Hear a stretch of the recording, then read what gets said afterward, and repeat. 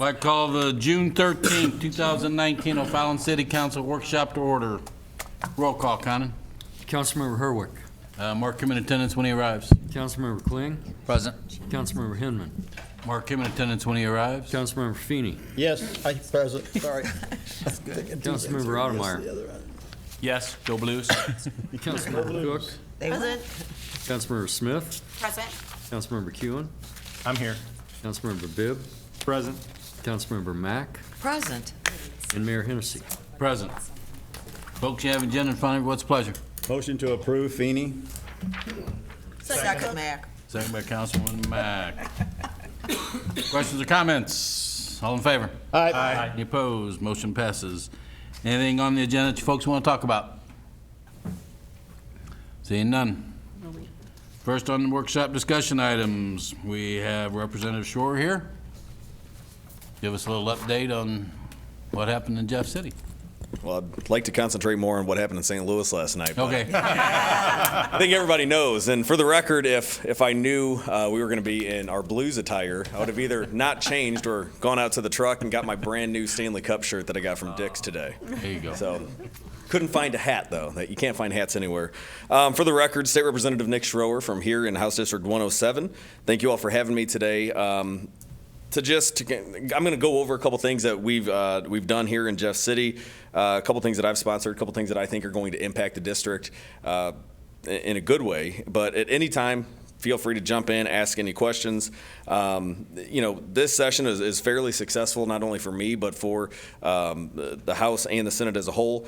We've embraced innovative ideas to tackle today's and tomorrow's challenges by delivering on our commitment to develop a strong workforce, create jobs, protect our values, and provide for opportunities for Missourians to achieve the American dream.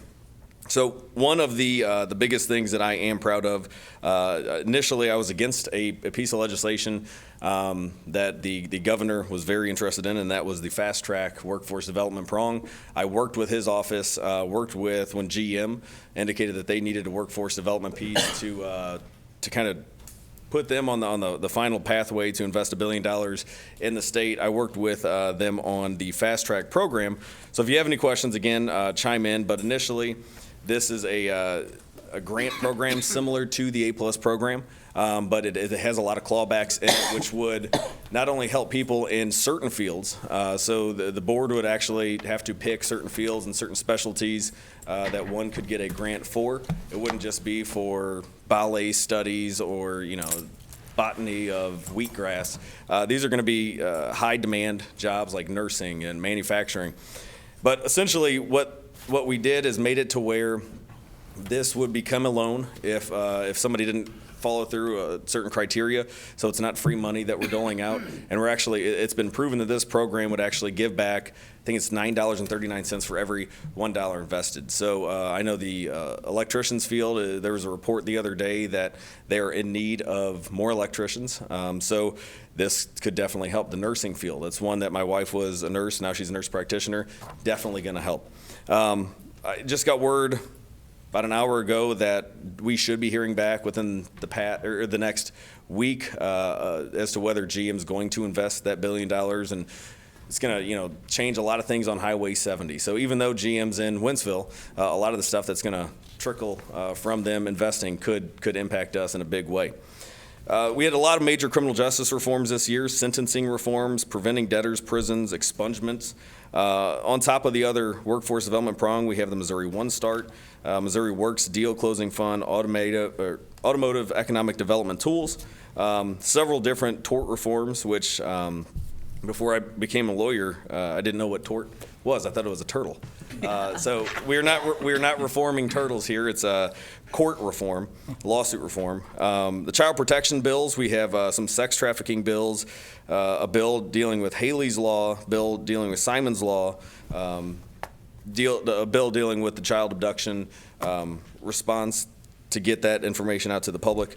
Passed the balanced budget again, fully funded the K through 12 foundation formula, bonding plan. So I'm gonna kind of go over a couple of these things in more detail. But I'm also going to go over one that I sponsored. Well, before I get into that big one, I do want to talk about in Jeff City, if at first you don't succeed, amend a Senate bill. And I've done that a lot, and most of the things that I've gotten passed in Jeff City have been that way. You find a bill that's moving, a priority, and you put your priority on that bill. And in doing so, I passed several pieces this year. But I thought in the negotiation process, when you deal with the Senate and they try to strip certain things off, I thought that this one got changed. In fact, it didn't. So House Bill 499, it dealt with licensing issues and individuals that are striking workers in these work zones, the penalties and the ability to take away their license and penalize them. But dealing with highways and highway workers, I put a naming bill on that would go through parts of O'Fallon, parts of Lake St. Louis. And essentially, everybody knows this man, Ralph Borelli. It is going to be, the Ralph Borelli Memorial Highway is going to be a very large portion of Highway 70 here in St. Charles County. And, you know, I was just at the Veterans Museum, and it was odd. As soon as I walked in the little film room where he's in there, he was talking about how he was, you know, very integral in changing the Veterans Memorial Highway. So I think that is, I don't know, to me, I'm very proud of that, and I think he would be too. I know Rose, his wife, who lives in Lake St. Louis, she was really wanting to get that thing done. So once I leave here, I'm going to call her. So before I get into these other bills, I do want to discuss House Bill 126. It's been in the news.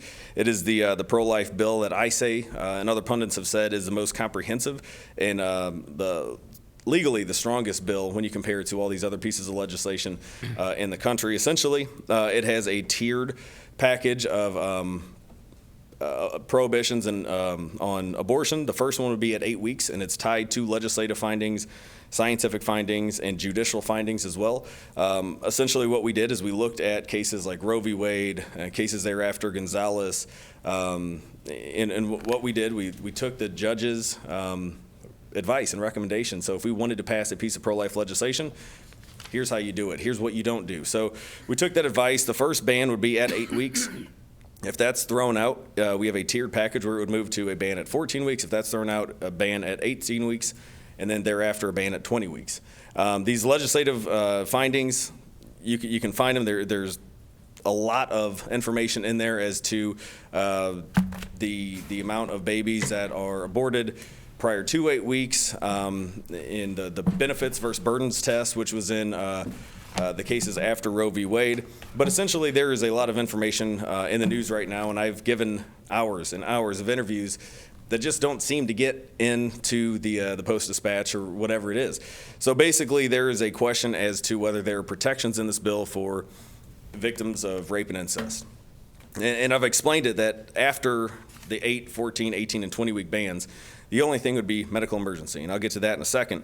But up until that point, from the time of conception up to 8 weeks, or if that's turned out 14 weeks, so dealing with a 2-month period up to 4.5-month period, there's no prohibition. And me being a devout Catholic, while my morals don't agree with allowing an abortion at 6, 7, 8, or even 18 weeks, the law does. So that's why we did allow for these protections for victims of rape, incest, or any other scenario where somebody needs to get Plan B, which is over the counter. So we do have protections in there. However, when you look at the medical emergency prong, that is after the 8, 14, 18, and 20, there are certain states that we haven't had to deal with this, but other states that have had a medical emergency prong or exception in their bill, certain judges have stated that, look, that could be physical or mental, whether it could be an issue where we have to have surgery and the baby's going to, ultimately not make it because we're having to save the life of the mother. These cases have also said that mental stuff, such as somebody who's suicidal, if somebody has an issue where they didn't go to the police or didn't go to get Plan B thereafter, and at that 9-week mark, if they are going to become suicidal because they have the rapist child in them, this would cover them as well. So there are a couple articles that may be coming out. I'm going to be doing an interview next week with the Washington Post and some other news agencies. So I'm hoping maybe one of them will clarify this. But it's all in the law. If anybody has any questions about that, I'm going to jump down to House Bill 397 now. That's got a child fatality Review Board, Protections Against Sex Trafficking, Haley's Law, Missouri Health Net for Foster Children, and Simon's Law. Then we have on House Bill 678, that is the Missouri ABLE program. This legislation was said to be inspired by a Missouri family using the ABLE Act to provide financial assistance and security for their children with disabilities. The program essentially was authored off of a 2014 law, a way to allow individuals with disabilities and their families to create tax advantages and savings accounts that would not be counted against their eligibility for other public benefits as well. Indicated in the workforce development pieces, those are all in House Bill 60, or Senate Bill 68, I'm sorry. Essentially, there is a program, and I can get to it in more detail if need be, but there was a program that was offered for automobile manufacturers back in, I think, 2010. It's going to expire next year.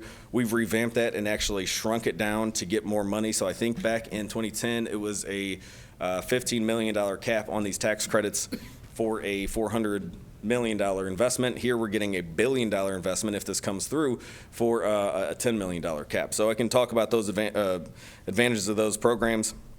A couple different things on court reform. I know for the past couple of years, even before I was elected in 2016, started serving in 17, the joinder and venue bill was something that was always debated and very controversial.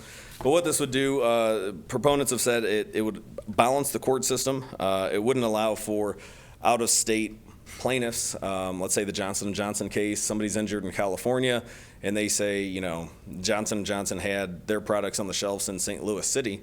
Now they can use St. Louis City courts. So this puts a little bit of protections in place that you have to actually have roots in the place where you're going to have your lawsuit and joining in on other ones. There's some common sense pieces of legislation that were passed on that one. We did a bill that I sponsored as well would stop some of these frivolous lawsuits. I know there's a case that I have right now where the other party is trying to throw a lot of discovery, and that's, you know, interrogatories where they're asking you to produce all these documents and explain every person that you've talked to for the past 20 years.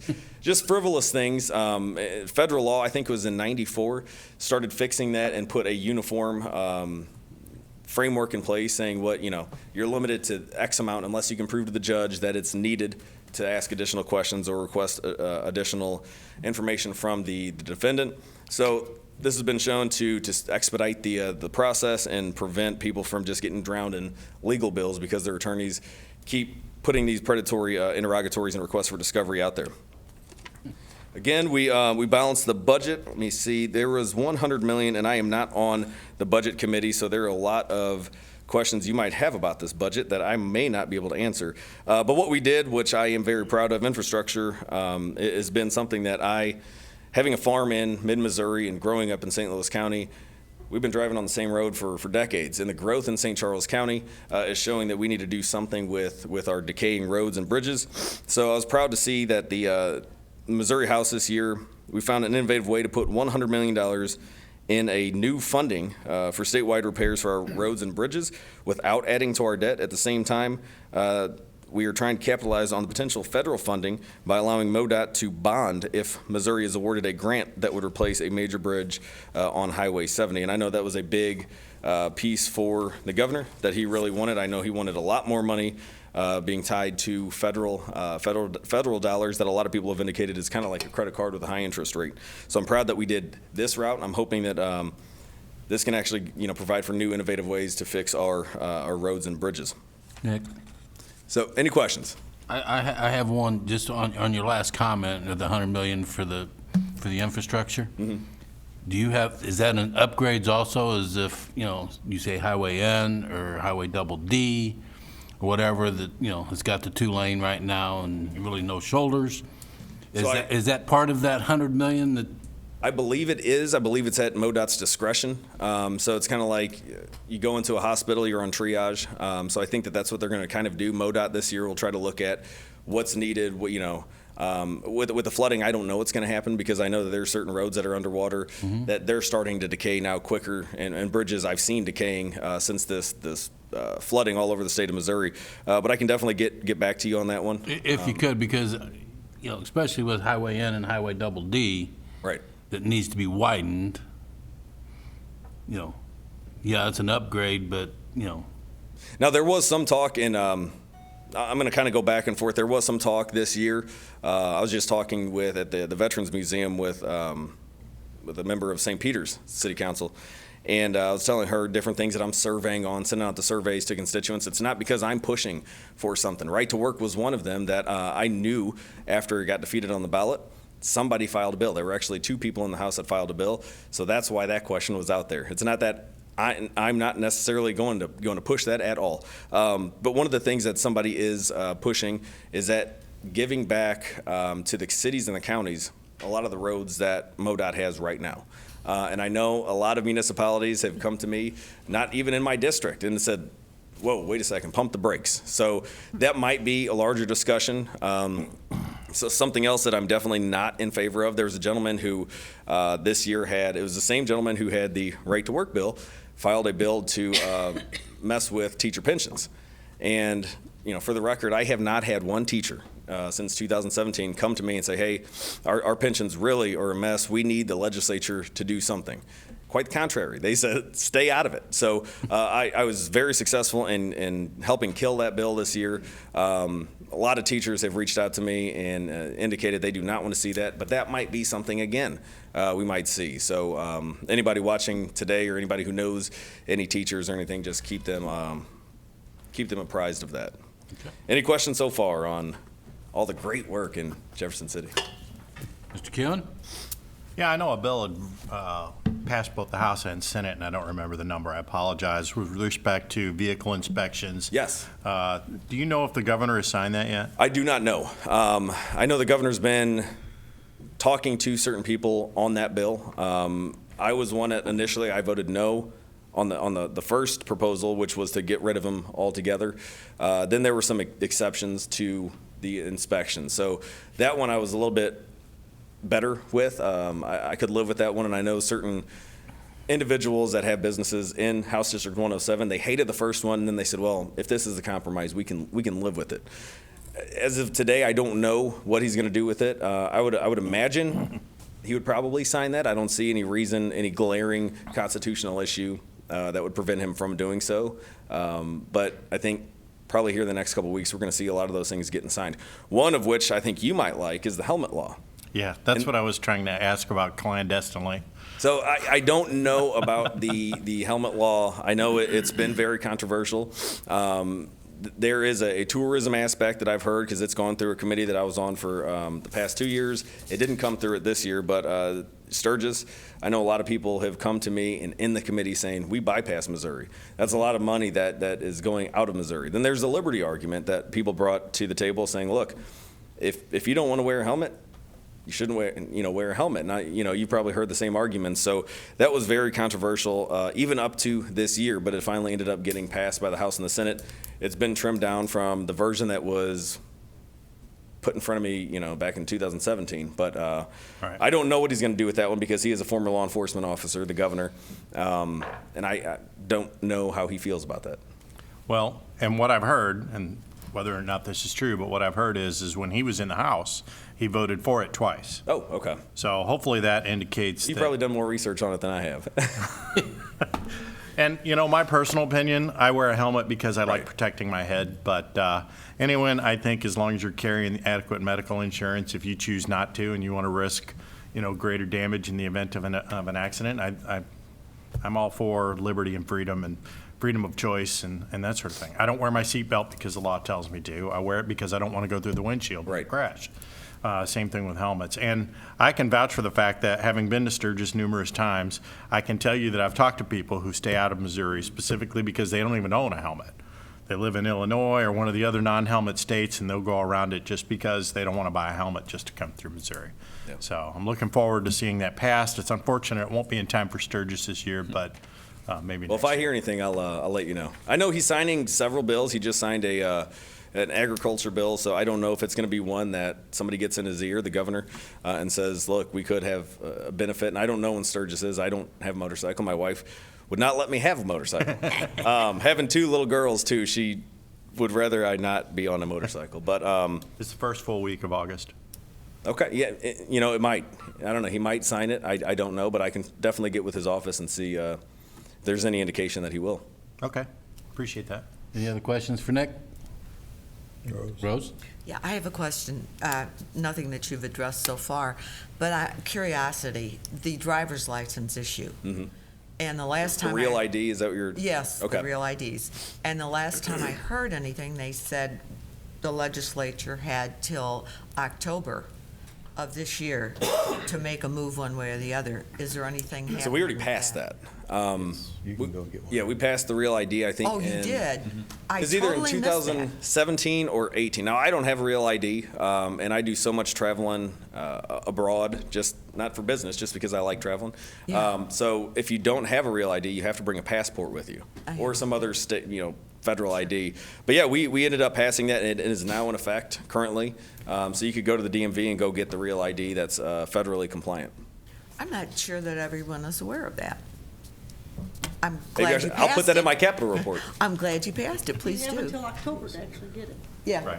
Yeah. Yeah. You got a long line. Yes. Yeah, I That's bet you do. definitely- Well, something else that we passed it. I believe it was early on in session. It was House Bills 243 and 554.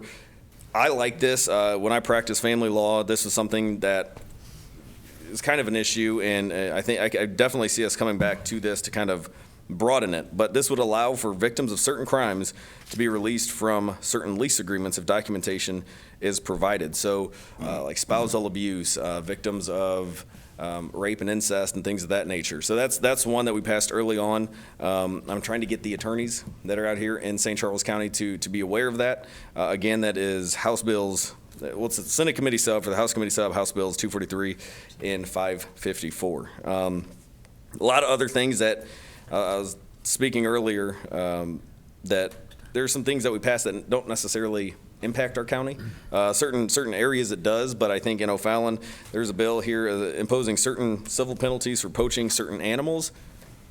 Sir, I mean, sure, we might encounter that at some point, but I'm just trying to look through here to figure out other pieces of information.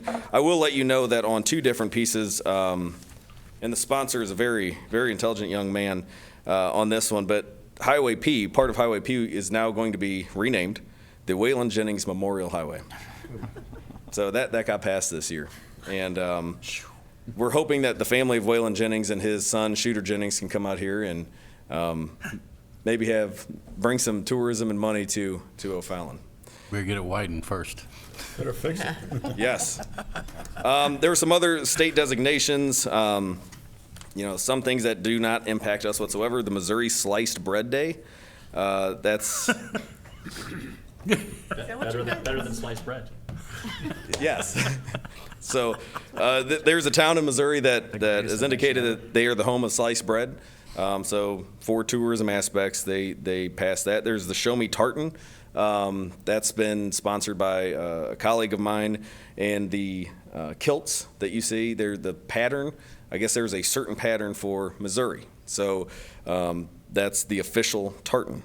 The Battle of St. Louis Memorial Day, that was from Representative Adam Schnelting. He is from St. Charles County. Then we indicate, let's see. Any questions, just jump right in. There's a new Back the Blue license plate. These are just some of the minor things that I have not discussed so far. There's another piece of tort reform, common sense, to me, this is my bill, which would allow evidence of failure to wear a seatbelt to prove comparative negligence or to mitigate damages in products liability cases. So the attorneys in the room might understand that jargon. But basically what this would do is if somebody gets in a wreck and they want to sue airbag company or the glass company because they flew through it or they have a broken nose. Right now, without this being signed into law, you can only offset it by no more than 1%. And the history behind that comes with the requirement for wearing seatbelts. I guess back in the 70s, there was a representative who put this piece in there to kind of show those that want people to wear seatbelts that it's not necessarily going to make an impact in these types of cases. But what this would do is allow that non-use of a seatbelt to come into play when it comes to products liability cases. Originally, I wanted it in all cases. So if I get rear-ended and the person who hit me flies through their windshield, I want that information to come in. So that is more than likely going to be signed into law. I don't see any issue with that. I do believe that there may be an interim committee to tackle the issue of VLTs, video lottery terminals. So any questions on that, feel free to let me know. I've got a ton of information up here. Just one quick one. Go ahead. Anything on texting? Texting and driving came up last year. I do not know if it came up again. There are certain issues with both sides of the Republicans and Democrats do have some issues with whether somebody, let's say if I'm receiving a phone call and the cop pulls me over, based upon the language of the bill, they would be allowed to do that. So they're trying to go back to the drawing board and talk to Highway Patrol and the sheriffs to figure out how we can get something that actually passes that will prevent people from texting and driving. Because mentioning rear ends, I got rear-ended on 70, and it was because the person was texting and driving. Thank you, sir. Any other Yeah. questions for Nick? Perfect. Sure, thank you Representative all. Shore, we really appreciate you coming out. Hey, let's go Blues. Thanks, Nick. Next on the workshop discussion, election process. Pam? Yeah, sure.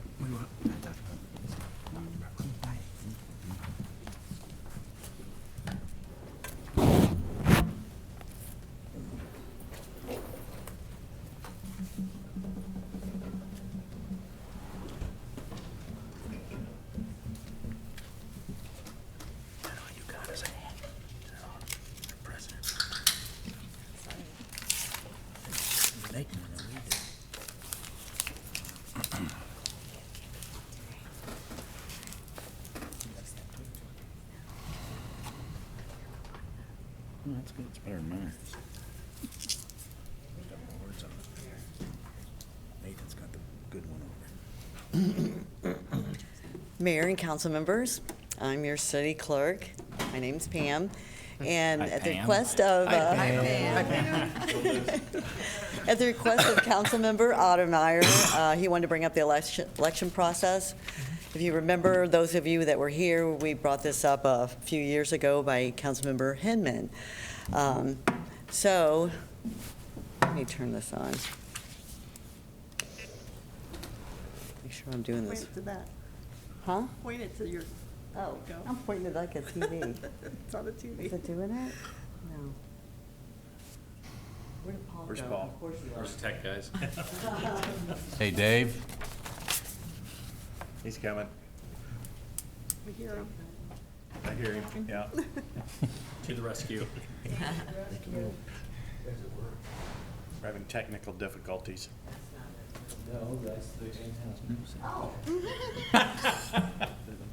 Well, that might be why it doesn't work. Strong suspicious. Well, it's still. There we go. Oh, there you go. There we go. Okay, so the discussion was, should we line up for election or should we do a lotto? I don't know. Lottery style. And I can tell you there's a lot of pros and cons about it, about doing a lineup or lottery. I know many of you think that if you're first on the ballot, people will just vote for the first person or last person. It's been proven with several of our elections. Our mayor was not first on the ballot, and he won. Debbie Cook won her election. Dave Hinman won one year and wasn't first on the ballot. I believe that maybe years ago that was the case, but I think people have wised up to elections and they vote for the people that knock on their doors, that are representing them, and that they watch and make sure that these are the people they want to represent them. But that's just my opinion. The election law and the state statute, it gives me the authority of whether or not we do a lottery or a lineup. But because all of you are my bosses, I'm not going to do that unless I get, majority of you to want to switch. So that's just, I'm not going to read that to you. These are the cities that line up still. Columbia, Chesterfield, St. Peters, and Independence, Missouri. I've heard Columbia is going to be switching over to for this next year. St. Peters is talking about it, but so far they haven't pulled the trigger and made any decision. Now, Blue Springs, Lee Summit, St. Charles, St. Joseph, and Winsville all do a lotto-type election. And it's just for the first day, so that way you don't have to wait in line out on the west entrance. Even though there's rules and procedures that are posted, sometimes those don't get followed. And to me, I feel like it's a safety issue. If people outside in the weather and freezing, or security issue for our building. We've had a homeless person in here during the elections. So this is really short and sweet. It's really up to you all whether or not, I know there's 5 of you up for re-election, so it's really kind of up to you whether or not, I just need direction. If you want to stay the same, we'll stay the same. If you want to go to a lotto. Mr. Ottermeyer. Well, since I'm the one that brought this up, I guess I should say a few things about it. So I've been through both processes. Being elected as one of the directors of the ambulance district, I went through the lottery process, and I just recently went through our process here. The lottery process is painless. It's easy. It's simple. And most of all, it removes a lot of liability from the city. So we've got people either sleeping outside or sleeping inside the building, of different sexes, different ages, all this type of stuff. That in today's area of litigation and the atmosphere, it's just probably not a good idea that we do this. And I know there's a thought that you get a bump from, like Pam said, from being first. In my opinion on that is if you're truly the person that should be elected, it doesn't matter if you're first or third or second, you're going to get elected. So I know there's a little thought behind that, first or last, but it shouldn't be enough to get you elected. We shouldn't be nervous about an election. If you're the right person, you should be elected no matter what. So, and those are, and not only that, the way we do it right now is some people sleep on the floor, some people stay outside, There are advantages and disadvantages of being an incumbent because of that. That's another thing I think that we probably should remove, those advantages or disadvantages, like staying in our offices or something like that. That gives a person who's just walking in a disadvantage, So those are the type of things that I think are the pros by doing it the other way.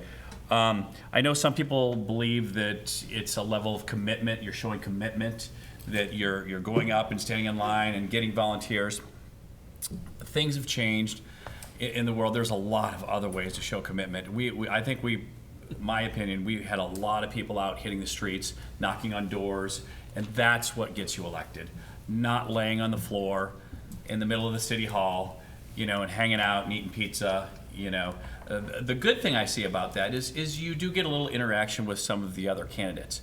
There's a lot greater ways and better ways to interact. I did meet some of you guys during that period of time. Many of you guys already knew, but I got to know the rest of you through the rest of the whole election process much better than I did, watching football and eating pizza in the room there. So that's my piece being said. I hope we've kind of graduated to the point. It sounds like a lot of the other communities are coming to the same realization. So. I'll give you my opinion. To me, we do the lotto on the first day, and we also do it on the last day. There's another way to do it. You do a lottery on the first day, and then anybody past the first day all the way to the last day, then you throw them back into another lottery system. That removes any bias. That removes somebody coming in at 2 minutes to 5. Exactly.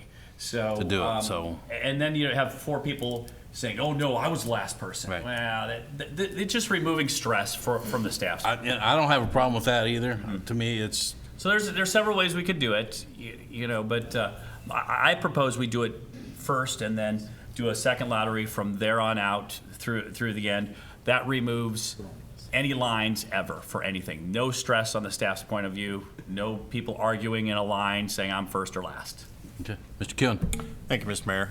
I got to talk with Councilman Ottemeyer about this a little bit earlier today, and I couldn't agree more. I think that the way that the line system, technically that's been in place for both the times that I've run. Neither time did I camp out.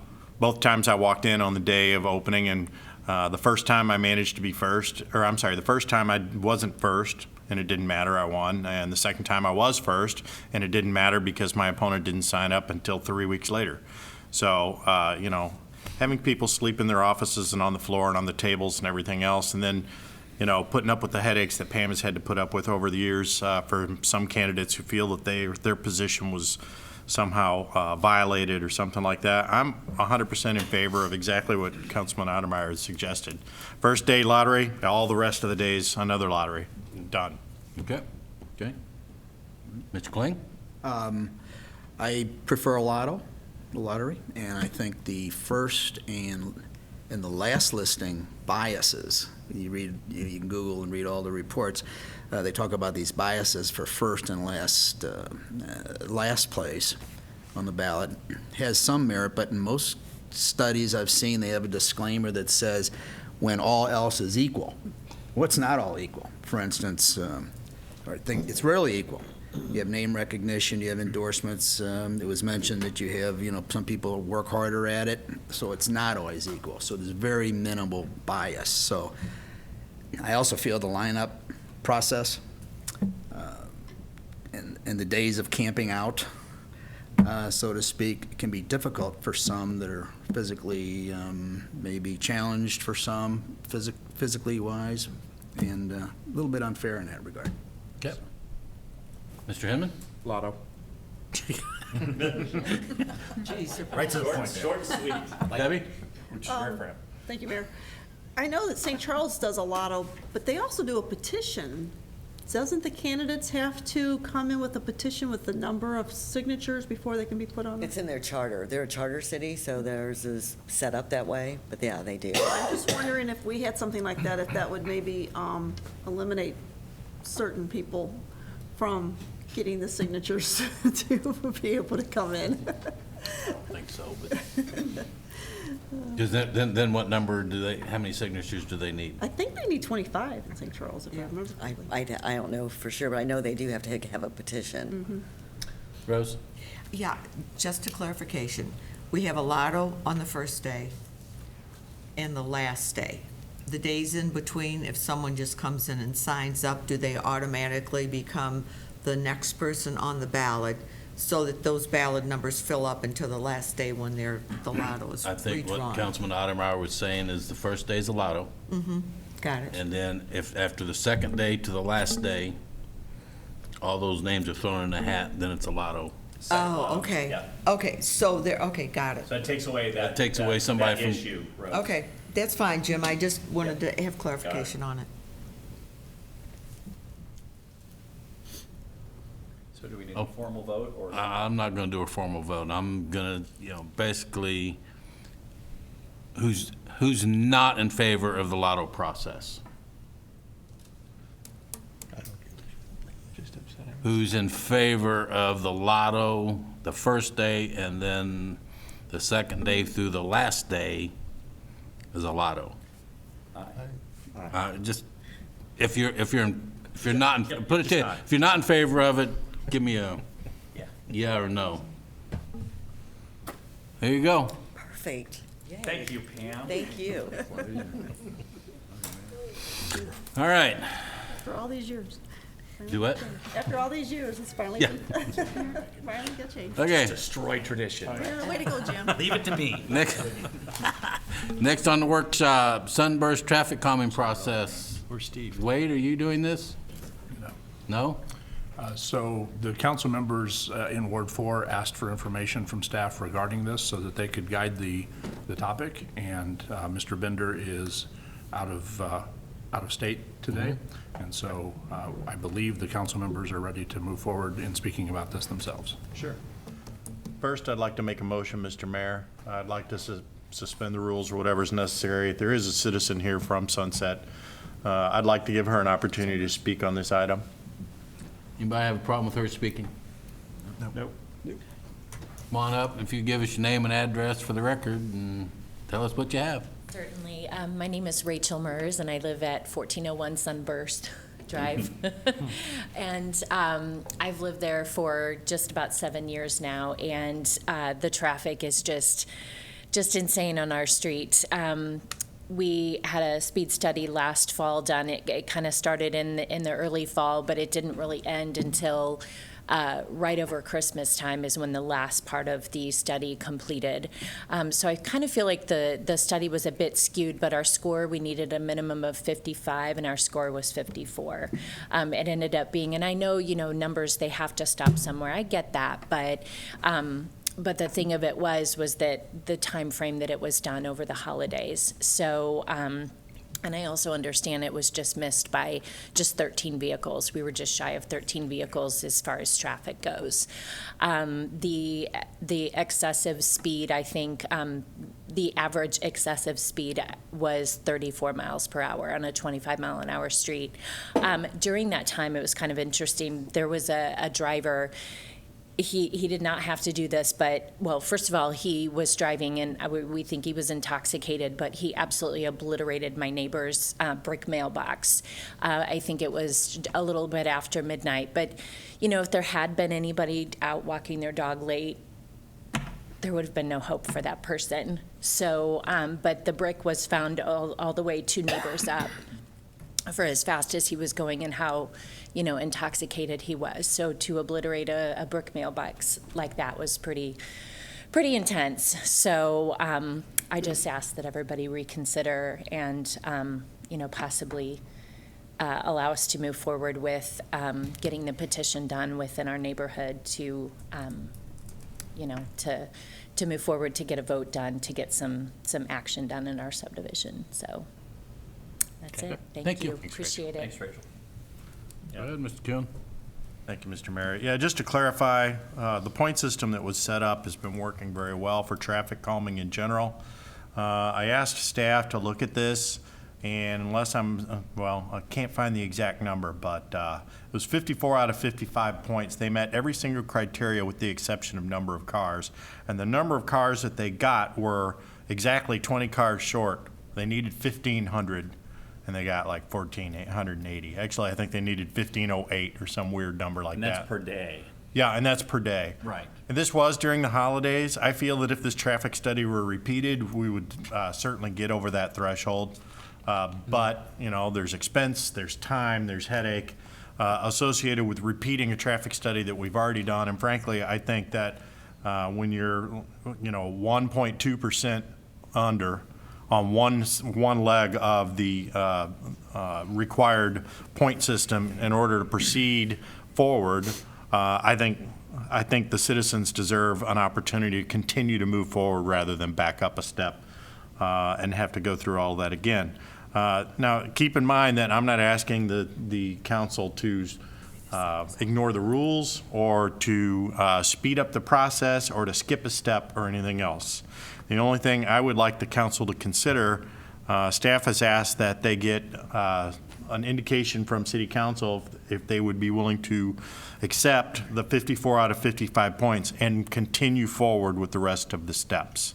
I think this would be to the benefit of the citizens. I don't see any reason to stop doing that or to stop that. I hope everyone can agree. Okay.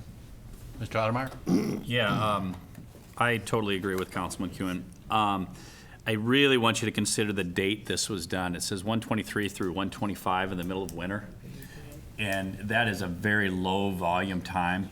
Once again, there was 1,506 or something like that required per day to get that one little extra point to hit the 55. And that was only 20 more cars per day during a period of time, which is probably the lowest volume of the year of traffic. So, and once again, how this proceeds from here is they have to go back to the residents to ask if, and 51% of them have to agree that they want some sort of traffic calming. So at this point, it's just asking us to move it along. Let's let the residents choose where they want to go from here. Okay. Mr. Hurwick. Thank you, Mayor. Just looking at the information provided in our packet on the speed and everything. I've had a couple traffic studies done in Ward 2, and the only difference between the ones done in Ward 2 and this one is just the average daily traffic. The speeds are all very similar and very dangerous, so I'm okay with proceeding to go forward. Okay. Mr. Feeney? Let's go forward. Let's do it. Anybody have, put it to you this way, anybody have a problem not moving forward? There you go, Wade. And just let the residents know that, you know, they'll be getting contacted from our staff. Okay, any other items of consideration? Seeing none. Got a motion, go to closed session, 610-0219, preparation including discussion of work product on behalf of a public governmental body or its representatives for negotiations with employee groups, and 610-02112, sealed bids or related documents until the bids are open. Do I have such a motion? Odemeyer. Motion by Councilman Odemeyer, do I have a second? Kling. Second by Councilman Kling. Roll call, Conan. Councilmember Herwick. Yes. Councilmember Bibb. Yes. Councilmember Hinman. Yes. Councilmember Feeney. Yes. Councilmember Kewen. Yes. Councilmember Odemeyer. Yes. Councilmember Smith. Yes. Councilmember Kling. Yes. Councilmember Mack. Yes. And Councilmember Cook. Yes. Motion passes. We'll be right back here at 6:25.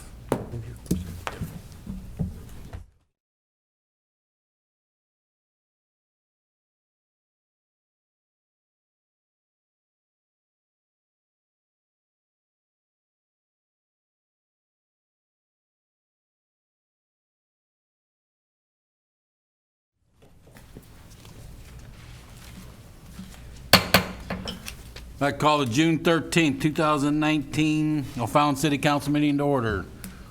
Roll call, Pam.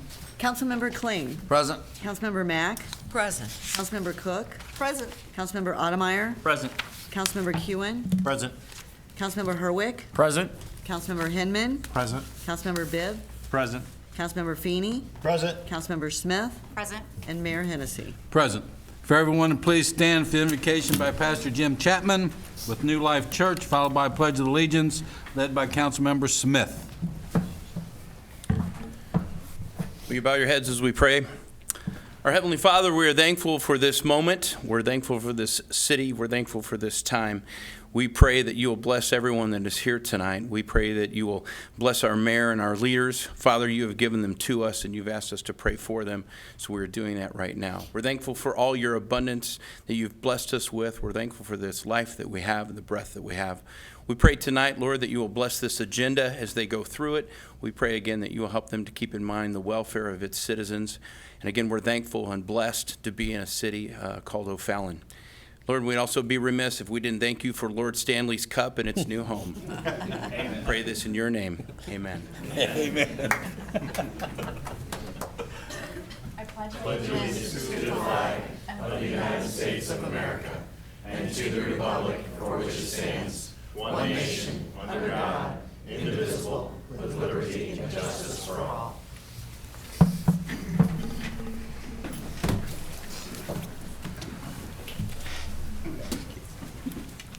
Folks, you have an agenda in front of you. What's the pleasure? Motion to approve. Second, Herwick. Motion by Councilman Kuhn, second by Councilman Herwick. Questions or comments? All in favor? Aye. Any opposed? We have an agenda. Presiding officer report, Mr. Herwick.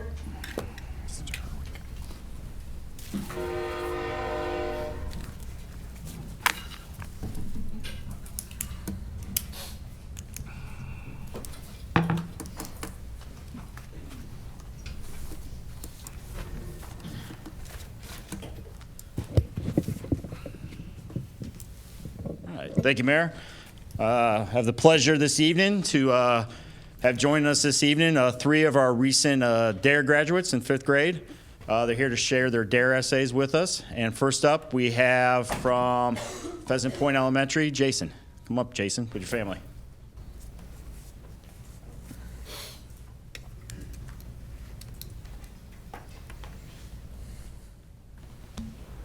And Officer Jill.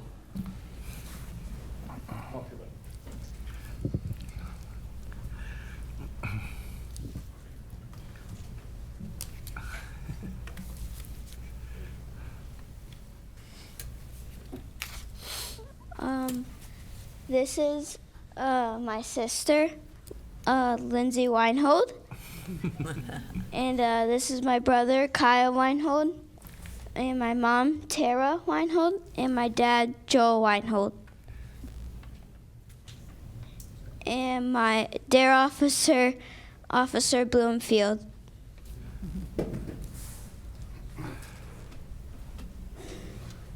Jail is where my great uncle was headed after receiving multiple driving under the influence tickets.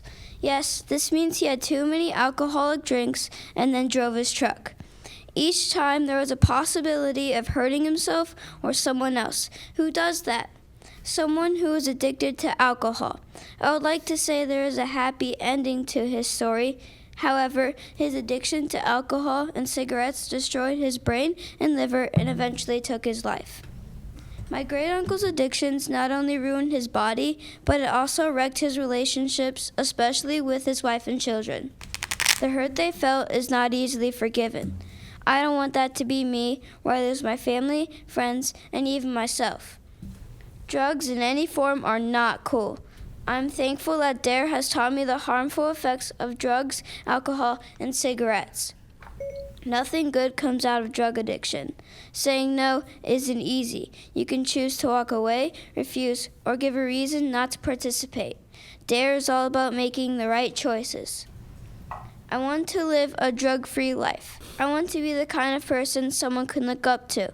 If I choose to take drugs in any form, I'm crushing my dreams of finishing college, playing soccer, and having a family that is proud of me. My great-uncle didn't make all the right choices. He chose to let drugs take over his life. I dare to be different. DARE. Drug Abuse Resistance Education. One word, 4 letters, and a powerful meaning. It is about being educated on what and how drugs can destroy your life. One of the things I liked best about the DARE program was the question-answer time, and not only learning about criminal acts, bullying, and the gas mask, but also learning the effects of abusing drugs. Alcohol can cause poor judgment, memory loss, damage to my brain, and organs in my body. Tobacco use can cause heart disease, lung cancer, and mouth cancer, all the things that took my great-uncle's life. Officer Bloomfield really helped me learn why it is important to make good choices. I hope to be a positive role model for younger students and encourage my friends to make good choices. I want to lead, not follow. I, Jason Weinhold, pledge to live a drug-free life. I want to be strong and healthy and live a blessed life.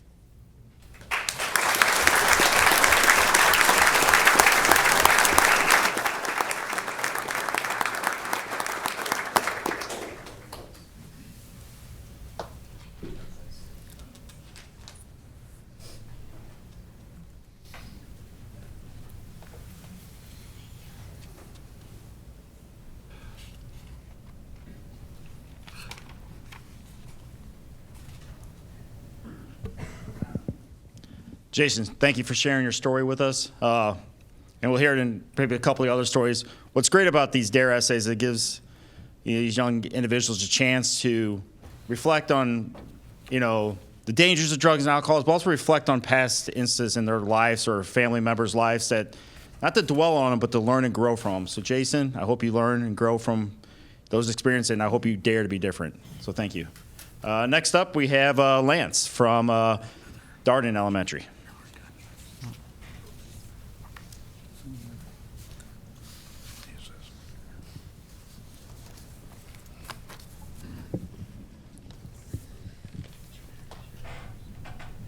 This is my sister, Alexis Johnson. This is my stepdad, DJ, and this is my mom, Kelly. In DARE class, I learned to not do drugs and alcohol. When you are a kid, drugs and alcohol can ruin your life. If you take drugs, it could mess up your brain, and you will not be able to learn properly. and you need an education to make it through life, to get a good paying job. When you grow up, drugs are illegal and could get you in a lot of trouble with the law. If you get caught with any drugs, if you are under the age of 18, you and your legal guardian will be in a lot of trouble. Alcohol is illegal if you are under the age limit, which is 21. It can cause you to have low blood sugar, and that would cause you to have seizures and comas. It could be deadly because if your blood sugar drops too low, it could be fatal. I know better than to do drugs and alcohol because my DARE teacher told me that they are bad. I also know better because my mom's boyfriend used to be a drug addict, and he grew up doing hard drugs like meth. From doing meth most of his life, he has been in jail for a lot of his life. And the time he was on drugs or sitting in a jail cell, he could have been spending time with his family and good friends that are more important. My mom's boyfriend started using meth when he was 12 years old and eventually stopped at the age of 35. He has been clean for 4 years now and is doing much better. He gets to spend much more time with his family and friends now that he is clean. My mom's boyfriend knows now not to hang out or around with people that uses drugs. So in my life, I will choose to be drug-free thanks to Officer Jill teaching me not to do bad things in my life.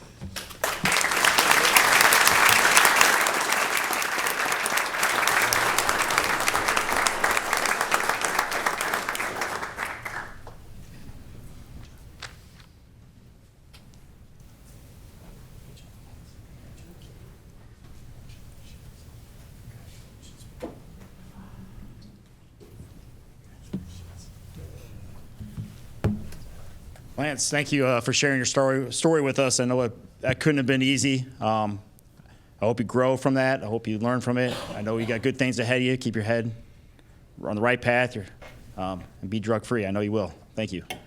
And next and last, we have Marissa from Discovery Ridge Elementary.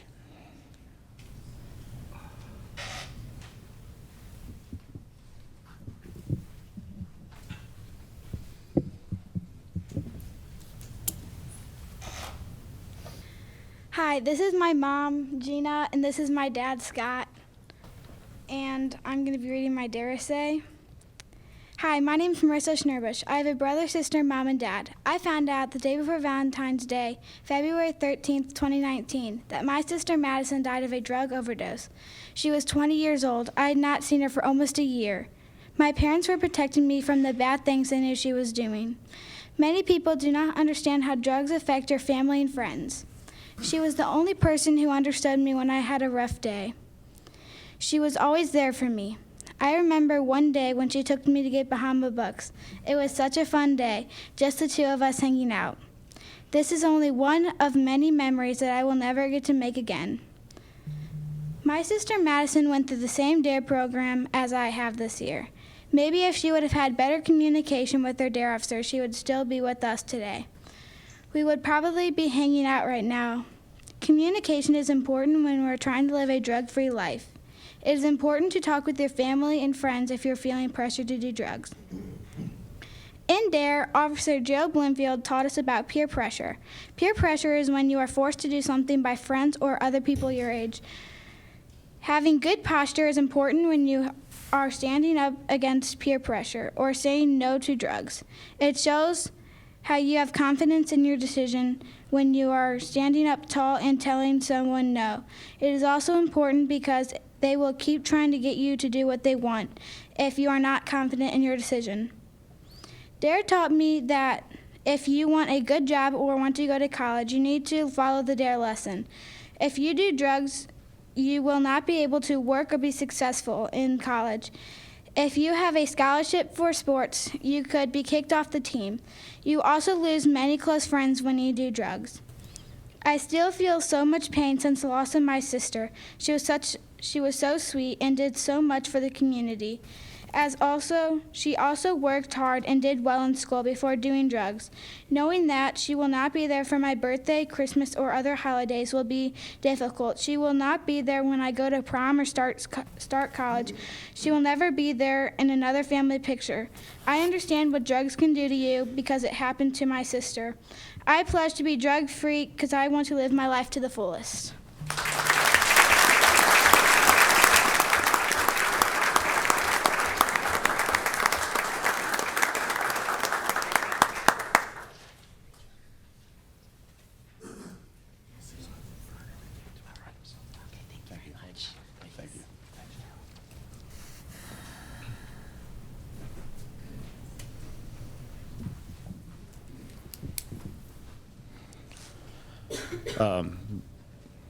Marissa, thank you very much for sharing your story with us. Again, another very powerful message. And she mentioned lines of communication. That's key. And I'm sure if you ever get in trouble, Officer Jill will be there. Just give her a call. I'm sure she'll be there to help you, right?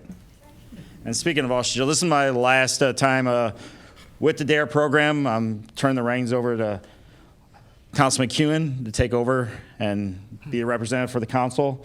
Jill, I just want to thank you for all the work you do with the DARE program. It's been an honor to work with you.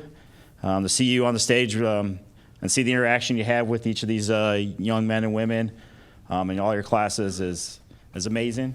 I know they got a good role model here in Officer Jill that they can lean on, not only through the 5th grade program, but hopefully even as they go through junior high and high school, because as you heard in Marissa's story, life is tough, especially those young years, and it really is key for us to be there to communicate with those young people, whether it's a mom or dad, or even having individuals like Officer Jill or Officer Julie that are in the DARE program. So, Officer Jill, thank you very much.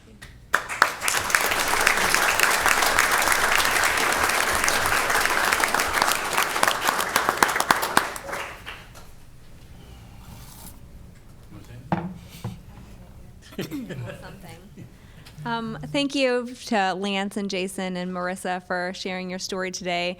For those of you guys who don't know, they had to do that several different times already for their class, for their families at graduation, and now here again for you and for all of O'Fallon watching on TV today. So some really brave kids sharing their stories, and I'm really glad that I got to spend some time with them in DARE. I really appreciate their participation and all their effort, and for sharing with us here tonight. And thank you to Councilman Herwick. It was a pleasure working with him and having that positive role model from someone from the city that comes out and supports all the kids and their efforts in the DARE program. So I really appreciate it.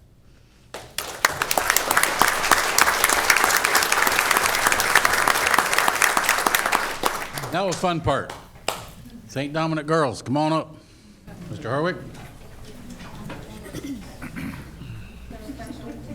All right, Lady Crusaders, line up behind me here.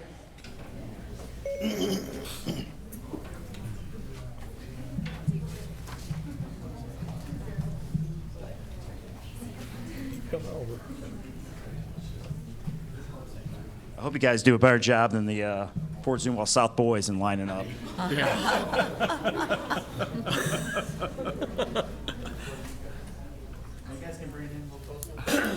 Y'all get on TV.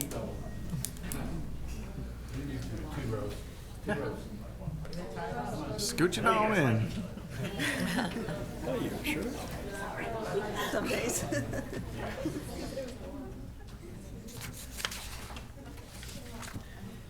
So we had the pleasure tonight. We had the Blues win last night, but we got the pleasure to actually honor some of our local hometown heroes. St. Dominic girls soccer team, who recently won a state tournament. Not only did they win the game, they won in dramatic fashion, being tied at end of regulation, being tied at the end of overtime, and being tied at the end of 6 penalty kicks. It took a 7th penalty kick for them to win it. So congratulations to you, and also congratulations to their opponent, Rockwood Summit, who played an outstanding game also.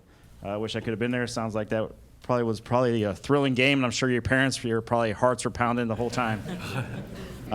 So we have a proclamation here from the City of O'Fallon recognizing St. Dominic High School girls varsity soccer team. Whereas we recognize that participation in organized athletes helps build character and teaches a wholesome sense of good sportsmanship among our youth. And whereas to really excel in any one sport, a young person must demonstrate, in addition to a great natural ability, an outstanding spirit of dedication, enthusiasm, and hard work. And whereas a striking example of this is the achievement of the St. Dominic High School girls varsity soccer team. On Saturday, June 1st, 2019, at Swoop Soccer Village, the St. Dominic High School girls varsity soccer team competed in the Missouri State High School Activities Association Soccer Championship and won the 2018-2019 Class III Girls Soccer State Championship title. And whereas Rockwood Summit and St. Dominic teams scored 1 goal in regulation, neither could find a game winner in 2 15-minute overtime periods. And then the St. Dominic Girls Crusaders won the tiebreaker 7-6 in penalty kicks to claim the Class III championship with a 2-1 victory. And whereas St. Dominic High School has played in 8 state tournaments, won the title for the 5th time in program history, and whereas the St. Dominic High School girls varsity team has 27 members, 6 seniors. While your seniors raise your hands, please. 6 juniors.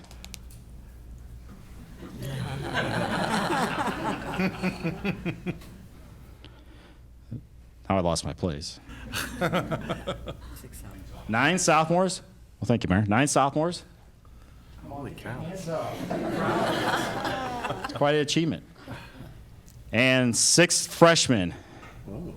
And then 3 of you scored a goal in the semifinal games. You guys are kind of shy.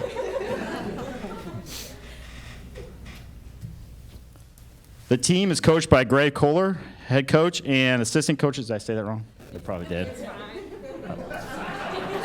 And assistant coaches Kevin, is it Coxie? Cooksey. Jeff Menke, Nikki Schuler, and Sharon Fox. And now, therefore, Bill Hennessy, Mayor, and the City Council of the City of O'Fallon, Missouri, do hereby recognize the achievements of the St. Dominic High School girls varsity soccer team and offer heartfelt congratulations to the soccer team and each of its members, and extend our best wishes for continued success. Girls, best of luck. I hope to see you up here again next year, right? All right.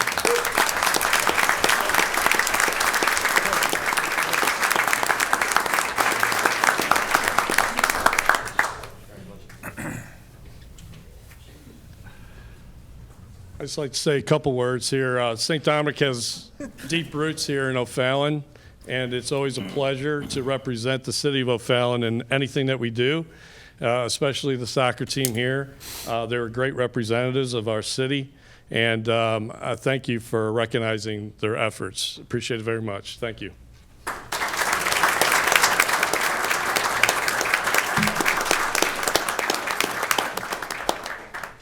Jim, would you like to say a few words? You good? Okay. Would any of you girls like to say anything?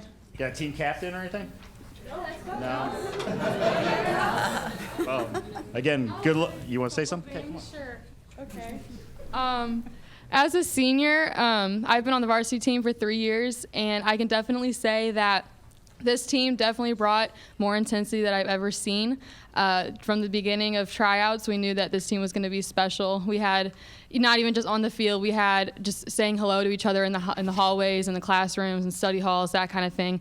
We did outside team dinners, outside team bondings, just like that kind of thing. The highlight of my year was definitely this team. It really, state was awesome and everything, but this team will definitely make more, or I guess, keep more memories in my heart than state would, I guess. Okay.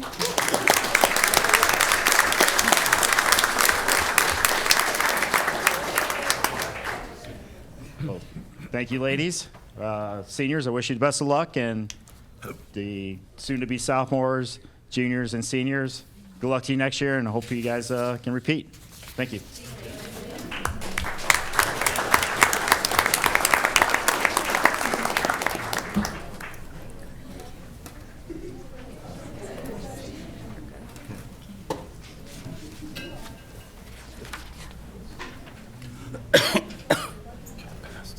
Next, I'd like to have a motion to ratify my appointment of Anthony Bax to serve as a member of the Waterbury Stormwater Community Improvement District CID Board for a term to expire in December 2021. I would make that motion, Mayor. Motion by Councilwoman Mack. Do I have a second? Second it. Kling. Second by Councilman Kling. Questions or comments? All in favor? Aye. Any opposed? Motion passes. And the last thing I have on the presiding officer's report, I just want to thank President Pro Tem Councilman Herwick for his 2 years on the Mayor's Youth Advisory Council, which also takes care of the DARE program. He's done a great job, and all I can say, Mr. Kewen, you have some big shoes to fill to follow Mr. Herwick, but I know you can do it. So, Mr. Herwick, thank you for your 2 years. Thank you, Mayor, for doing that. Good job.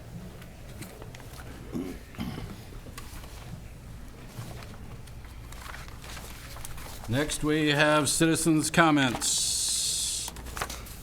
Members of the audience and those reading our minutes or watching these proceedings on video are reminded that the City Council does not control or vouch for the accuracy or truthfulness of any statements made by those who participate in the public comment portion of our meeting.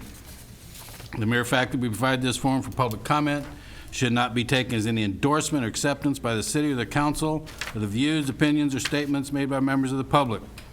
Observers are cautioned to use their own experience, common sense, and good judgment to accord comments or only such credibility or reliability as the statements and the speaker's merit.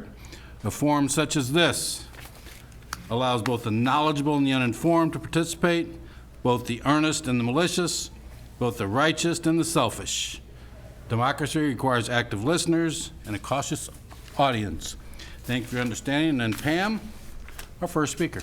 The first speaker is Mr. Dienoff.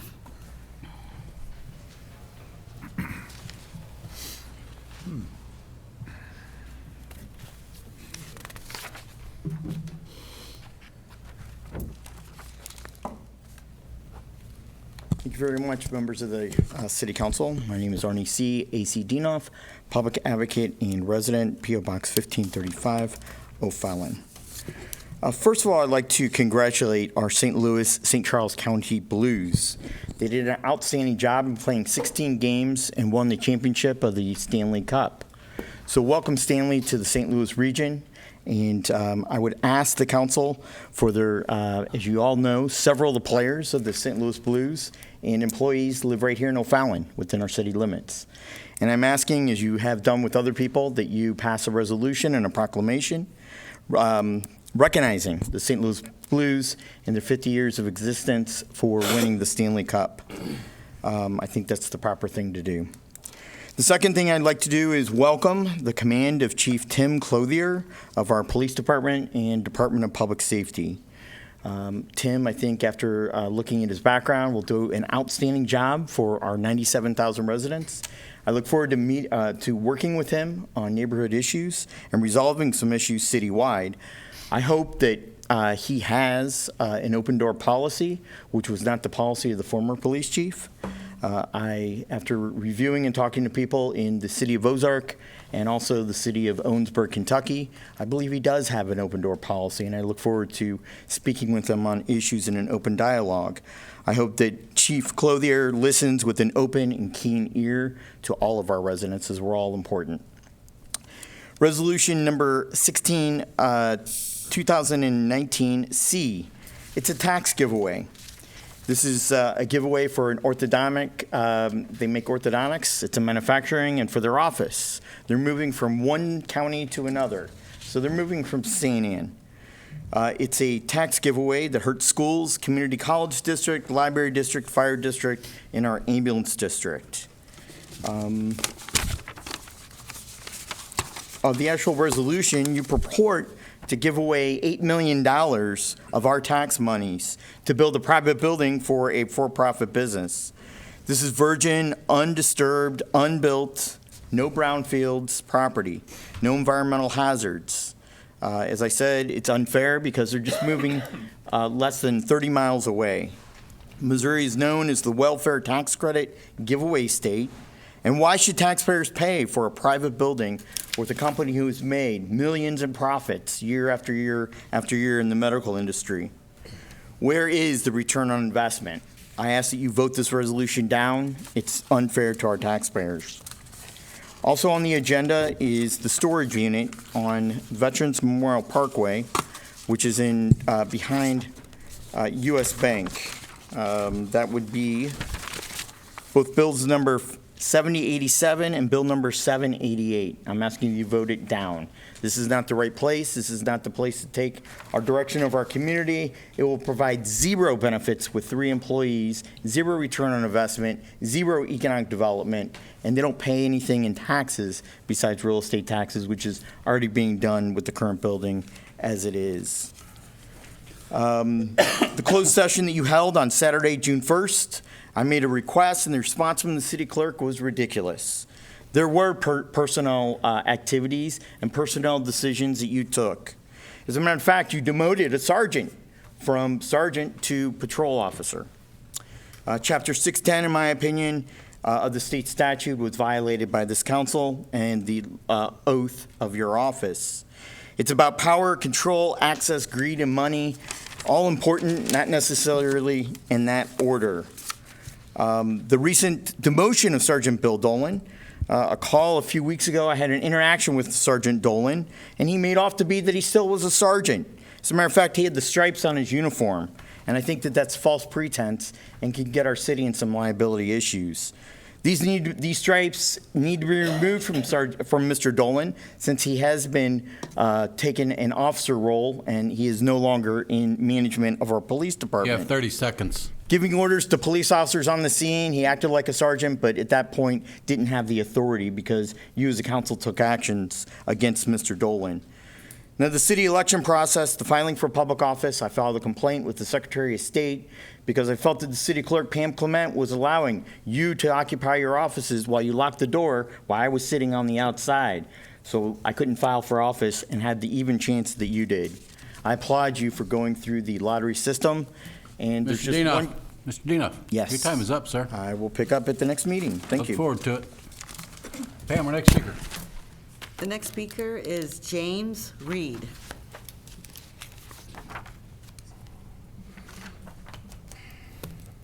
Good evening, Council. I'm James Reed with Storco, and first of all, I'd just like to thank St. Louis and our great Blues and our local St. Dominic High School on their award on their state championship. I'm also excited to be here because I've gotten a lot of really good feedback from every one of you and your support and ideas about our new life that we're going to bring here to O'Fallon, and our entire team and staff are just excited about the things that we're going to be doing with you and doing with the community. So just want to say thanks again for what you guys are doing to this community and hearing our story and how we're going to help each other, and just want to say thanks again for everything. Thank you, guys. Thank you. Pam, our next speaker. The next speaker is John Callahan.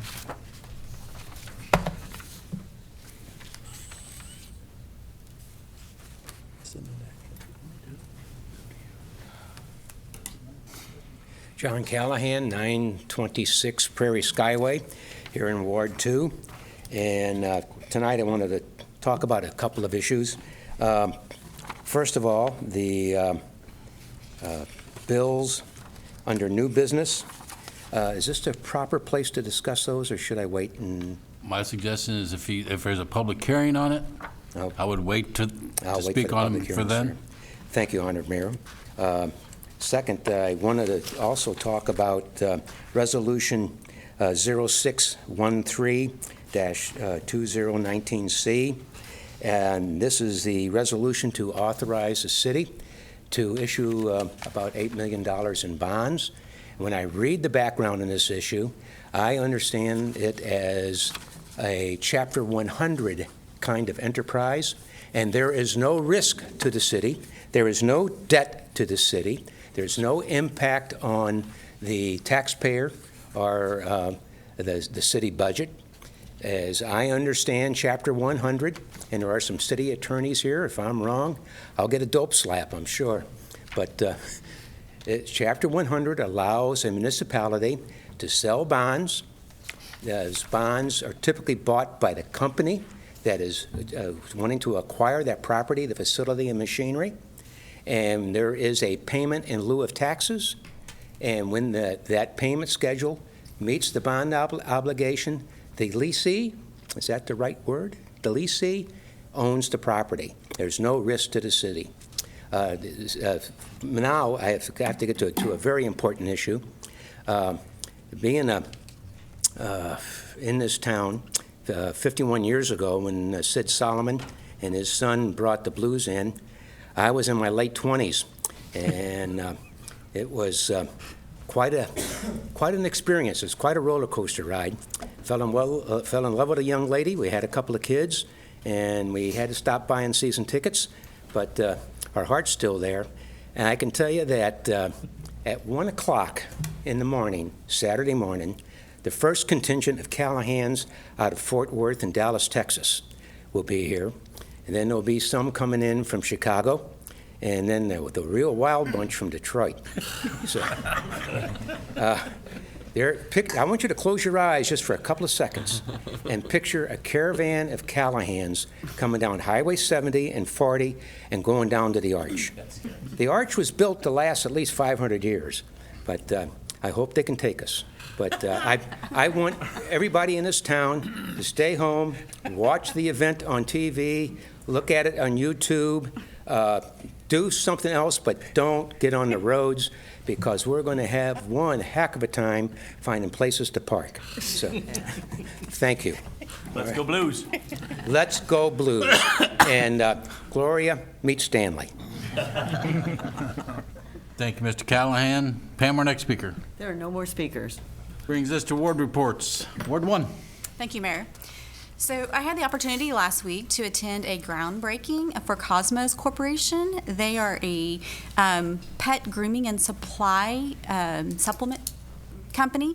They are not only relocating their operations and their corporate office, they're here in O'Fallon, in North O'Fallon in Ward 1.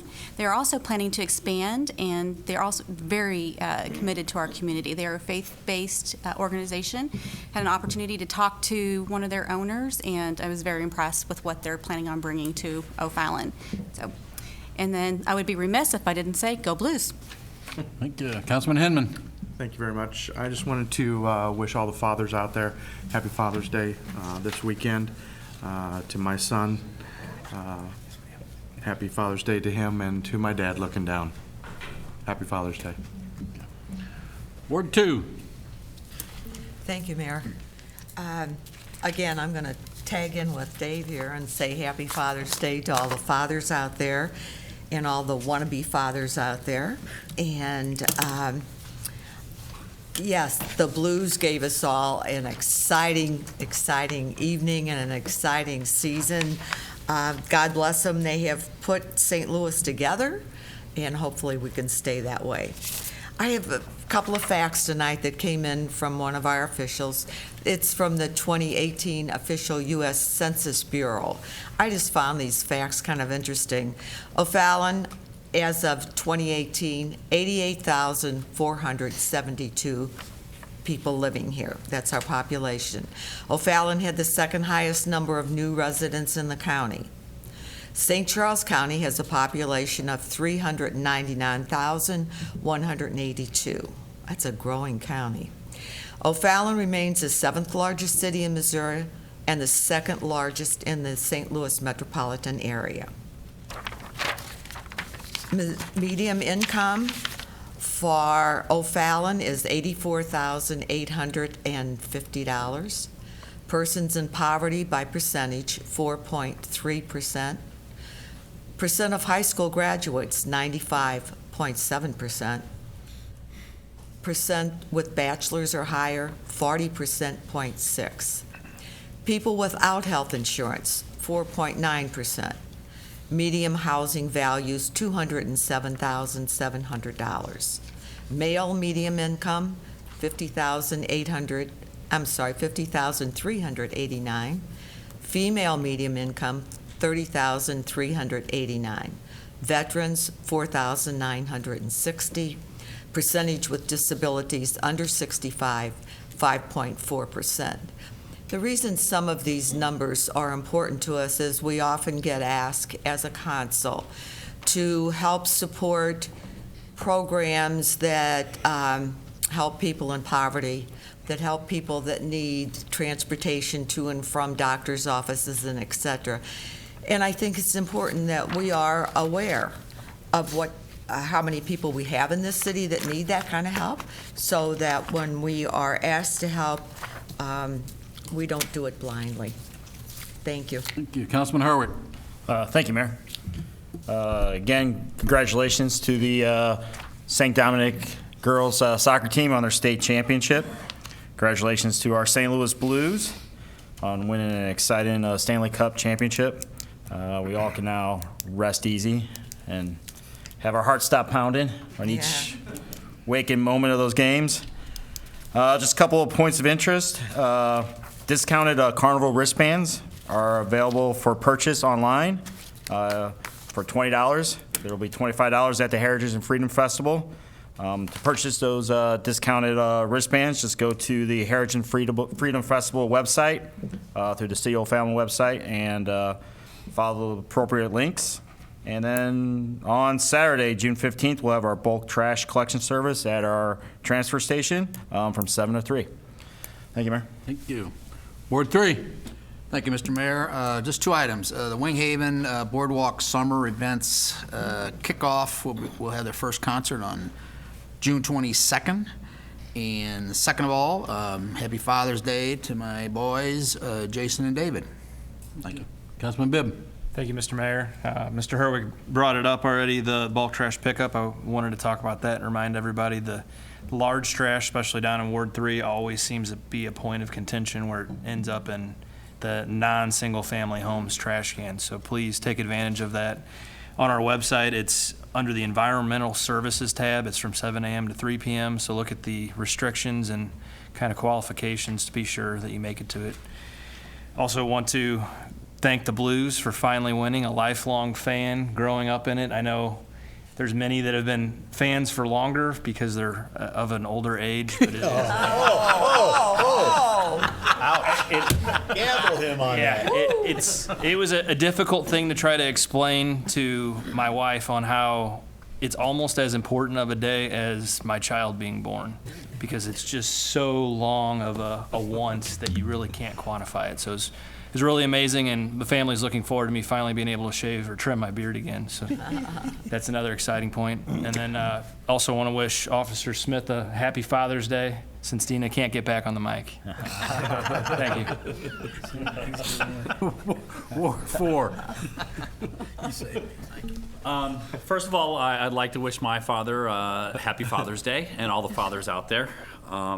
Well deserved. Next of all, I'd like to congratulate St. Louis Kolache. They just had their ribbon cutting today. That's O'Fallon Ward 4, Frontier Plaza. If you haven't eaten there yet and you've never had a kolache, go try it. They're addicting, so trust me, I go there too often. So, second of all, I'd just like to congratulate the Blues. I mean, it is unbelievable to win. I was down there Game 6 for the loss, and the funny thing is about, you see how the Bruins reacted to it, and you see how St. Louis reacts to a loss. We're a classy city, and we deserve the win. And next year, when we're back here winning the second in a row Stanley Cup, I'm going to personally make sure that O'Fallon, we get some watch parties together so we can bring the party to O'Fallon. So that goes the same when the Cardinals win the World Series this year. So. And Mr. Odemeyer, what the owner for St. Louis Kolache, what did he say before he cut the ribbon? Go Blues? No, before he said that, he said something about about the city of O'Fallon. Oh yeah, the city of O'Fallon, they're located in several different cities and all that, and they said the city. He said, and he was very heartfelt about it. The city of O'Fallon was the most welcoming, most responsive, and the second they opened up, they were crazy busy, and the response from O'Fallon has been incredible. So they said O'Fallon is a classy city. Through the permit process and everything else. Permit process was great, so good job with all that. It was simple, it was easy, so hats off to our staff for making that possible. Thank you. Ward 5. Wait. Oh. We forgot about you. Mr. Kewen. You're left out. I tried. Well, I was going to say something nice about the mayor, but forget it now. In all seriousness, a happy Father's Day to my stepfather, who's the only father I've known for the last 30 years, to my brothers-in-law, who are both, well, one of them's here in O'Fallon, one's nearby, and to my brother who's in Springfield, Missouri. A little house cleaning. Patriots Landing was originally scheduled to have their homeowners meeting last night here at City Hall at 7 p.m. For, I think, fairly obvious reasons, the meeting was postponed. Unfortunately, not all the residents got that message, and a few showed up. So my apologies. I mean, it wasn't my fault, but nevertheless, I apologize, and I hope you got home in time to see the puck drop, or at least pretty close thereafter. The third item, Mr. Mayor, I actually, in all sincerity, did have something nice to say about you, and I'm going to go ahead and say it anyway. Thank you for having the faith in me to allow me to serve on the Mayor's Youth Advisory Council and DARE. I do recognize that I have large shoes to fill, and I hope I'm up to the task. I promise you I'll give it my best effort. I'm honored to serve in that capacity. And finally, go Blues. Okay. Ward 5. Thank you, Mayor.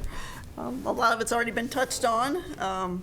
I did want to bring up that we have the jamming concerts starting on Tuesday nights at the Civic Park at 6:30. So if you're looking for something to do on a nice evening, bring your lawn chairs, bring your coolers, bring your blankets, and come enjoy some live music. It's always a good time. Also, have to tag on Happy Father's Day. I have a son who is a new dad this year, so Happy Father's Day to Matthew, and Happy Father's Day to Stephen, who's got one coming in August. So Happy Father's Day to all you men out there, and go Blues. Thank you. Councilman Feeney. Thank you, Mayor. On the 19th of this month, Public Works will be having their meeting, and you're all welcome to come and hear what goes on in our Public Works Department and all the things that the Commission does for us. Number 2, on the 24th is budget kickoff. So everybody be ready to see what happens in our budget for 2020. And on top of that, Happy Father's Day to all. And I know that my sons will enjoy it, and my parents have passed. Happy Father's Day. Thank you. Brings the city administrator report. Michael? Thank you, Mayor.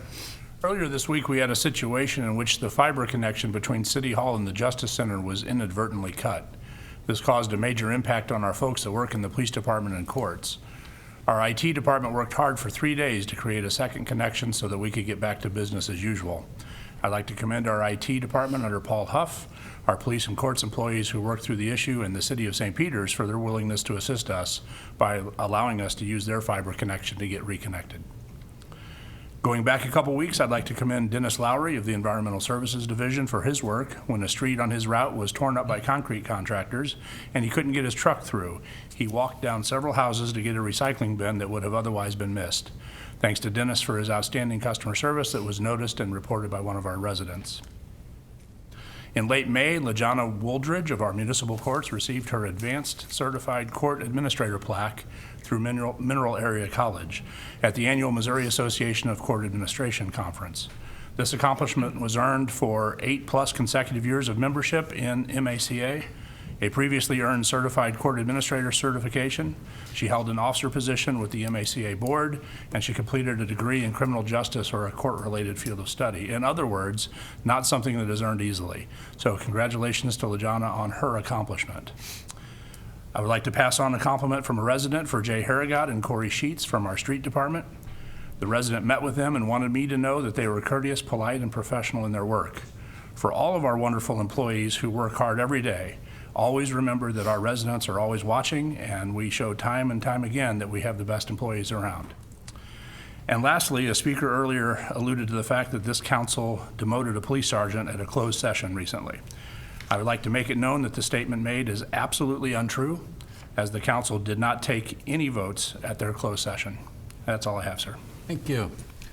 Brings to old business. Brings to Bill 7087. This bill is on the table. Do I have a motion to remove it from the table? I so move to remove it from the table, Mayor. Motion from Councilman Feeney. Do I have a second? Cook. Second by Councilman Cook. Questions or comments?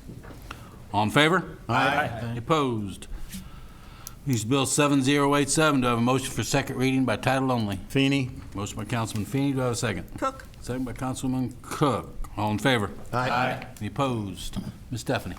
An ordinance providing for the rezoning of a portion of O'Fallon Square owned by O'Fallon Square Properties LLC from C2 General Business District to C3 Highway Commercial District. Okay, motion for final passage. Feeney? Motion by Councilman Feeney. Do I have a second? Cook. Second by Councilman Cook. Again, questions or comments on this bill? Seeing none, roll call, Pam. Councilmember Kling. Yes. Councilmember Mack. Yes. Councilmember Herwick. Yes. Councilmember Ottemeyer. Yes. Councilmember Feeney. Yes. Councilmember Bibb. Yes. Councilmember Cook. Yes. Councilmember Smith. Yes. Councilmember Hinman. Yes. And Councilmember Kewen. Yes. 10 yes votes. Bill 7087 now becomes ordinance 6475. 6475. Thank you, Pam. Brings to Bill 7088. This bill is on the table. Do I have a motion to remove it? Motion to remove from the table, Feeney? Motion by Councilman Feeney. Do I have a second? Cook. Second by Councilman Cook. All in favor? Aye. Any opposed? Motion for second reading by title only. Feeney? Motion by Councilman Feeney, second. Cook. Second by Councilman Cook. All in favor? Aye. Any opposed? Ms. Stephanie. An ordinance granting a conditional use permit to Storco Storage to allow an indoor storage facility in a C3 Highway Commercial District on a certain tract of land located at 25 O'Fallon Square within the city of O'Fallon, Missouri. Thank you. Motion for final passage. Feeney? Motion by Councilman Feeney. Do I have a second? Cook. Second by Councilman Cook. Questions or comments? Roll call, Pam. Councilmember Bibb. Yes. Councilmember Ottemeyer. Yes. Councilmember Kewen. Yes. Councilmember Kling. Yes. Councilmember Hinman. Yes. Councilmember Herwick. Yes. Councilmember Mack. Yes. Councilmember Cook. Yes. Councilmember Feeney. Yes. And Councilmember Smith. Yes.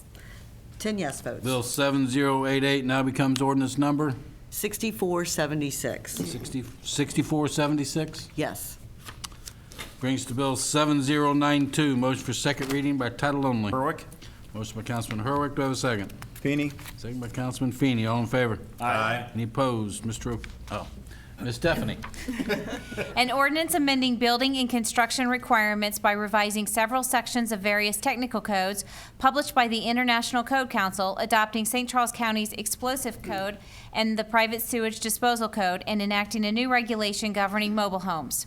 Thank you. Motion for final passage. Berwick? Motion by Councilman Herwick. Second. Mack. Second by Councilman Feeney. Questions or comments? Roll call, Pam.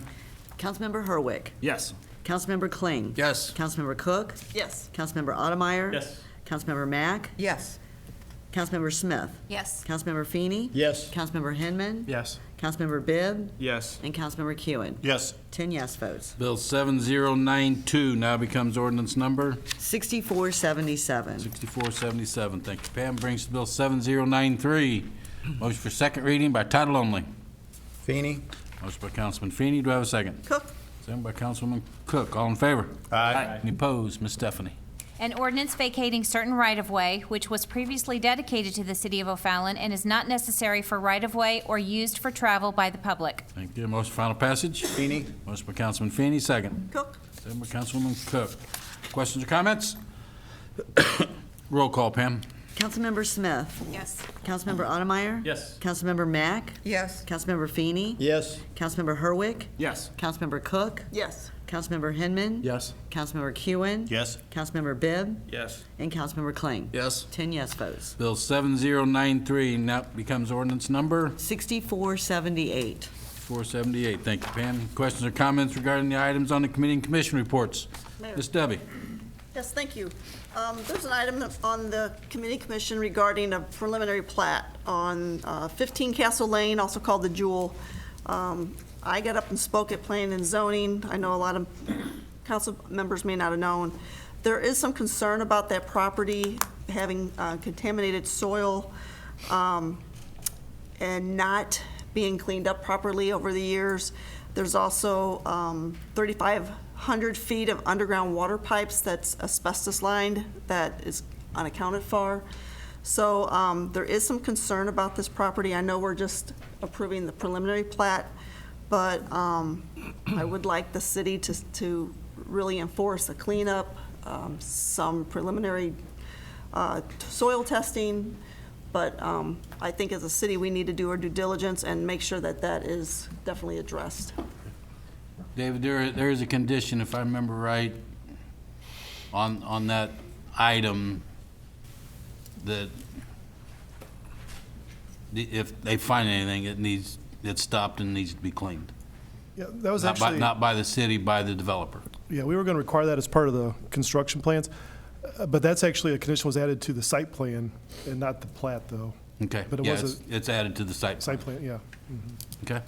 Okay, I just wanted to let the other council members be aware. I do have another letter from the DNR that addresses some of these concerns, that talks about them, so that was not put in the packet, so if you all are interested in a copy of some additional information to put in, just for it's on the record, because it does address that things were not cleaned up. Okay. Thank you. Thank you. Any other questions? I do have a quick question. On that, I mean, eventually a record plat would come to us on this type of property, correct? Yes. And from there, we can also address these cleanup Correct. issues and stuff like that, correct? Correct. Mr. Klein? So, thank you, Mr. Mayor. So if they bump into something, the plan that they have to draft will require immediate notification to, I guess, the DNR, the city, et cetera, when that's drafted up. That's what, Yeah. just talking to myself, but It that's, was kind of a condition that, they need to have a plan up front, and if they hit or do anything, that they would have a plan up front to address that, and that would be part of their construction plan submittal. thank you. Any other questions? Debbie? So in this, will we as a city have someone there overseeing the project so that if they do come into a pipe buried, are we going to, so that they don't just bury over it and move the soil, will somebody actually be standing over them to make sure that this is done correctly? I think that'll be something we'll probably need to address as part of that, but typically, we don't have construction inspectors out there all the time. I mean, they're out there periodically, but not constantly. But I think we can, as part of this plan that we're requiring should lay out, hey, if you hit something, here's the process to follow. Contact the staff, go through this process. We'll have to lay that all out for them. All right, thank you. Anything else? Stand as read. Any questions or comments regarding the items listed on the consent calendar? Motion to approve, Hinman. Motion by Councilman Hinman to approve. Do I have a second? Blank. Second by Councilman Kling. Roll call, Pam. Councilmember Cook. Yes. Councilmember Feeney. Yes. Councilmember Kewen. Yes. Councilmember Kling. Yes. Councilmember Herwick. Yes. Councilmember Bibb. Yes. Councilmember Mack. Yes. Councilmember Smith. Yes. Councilmember Hinman. Yes. And Councilmember Ottemeyer. Yes. 10 yes votes. Consent calendar's been approved. Brings us to new business. First is a public comment to consider granting a conditional use permit to the Missouri Bank to allow a bank facility with a drive-through in an MU-TDD mixed-use traditional development district on a certain tract of land located at Highway N and Lake St. Louis Boulevard within the city of O'Fallon, Missouri. There's someone here to present this. If you would give us your name and address too for the record, go ahead.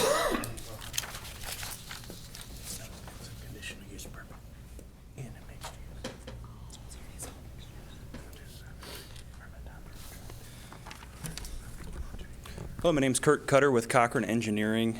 Be presenting on behalf of the Missouri Bank. We have a clicker. As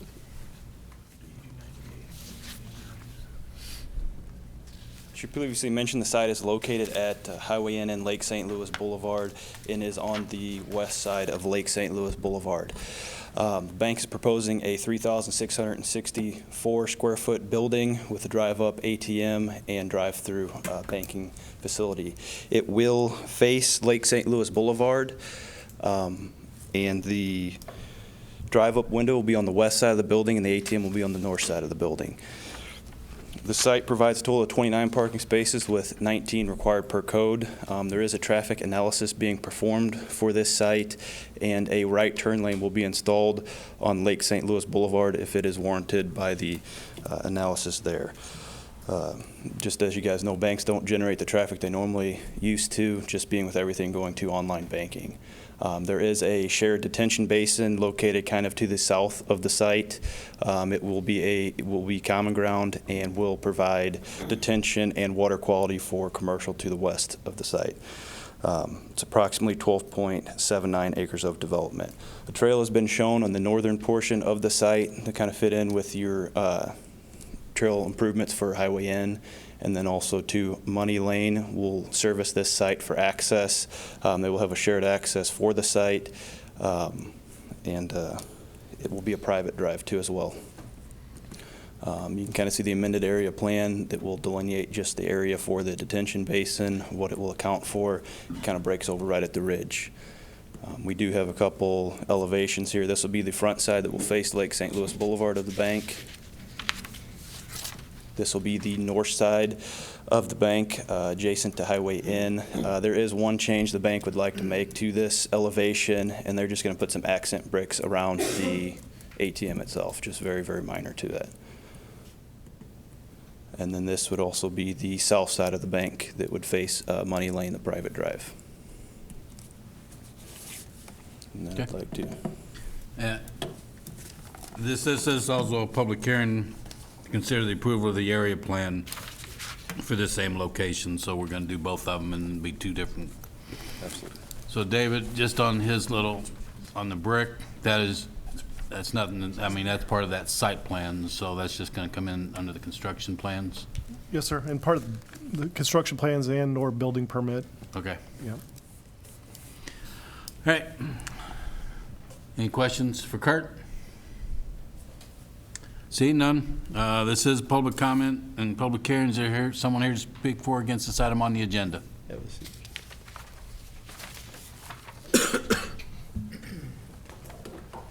you very much. My name is Arnie C. A.C. Dinoff, public advocate and resident, P.O. Box 1535, O'Fallon.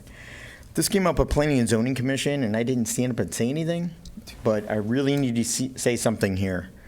If we have the requirement for the traffic plan and the traffic study, then why aren't we requiring the developer to submit that to the city staff so we can get with our consultant or our engineering staff to make sure that the traffic plan is in conjunction with our comprehensive plan and also our traffic flows.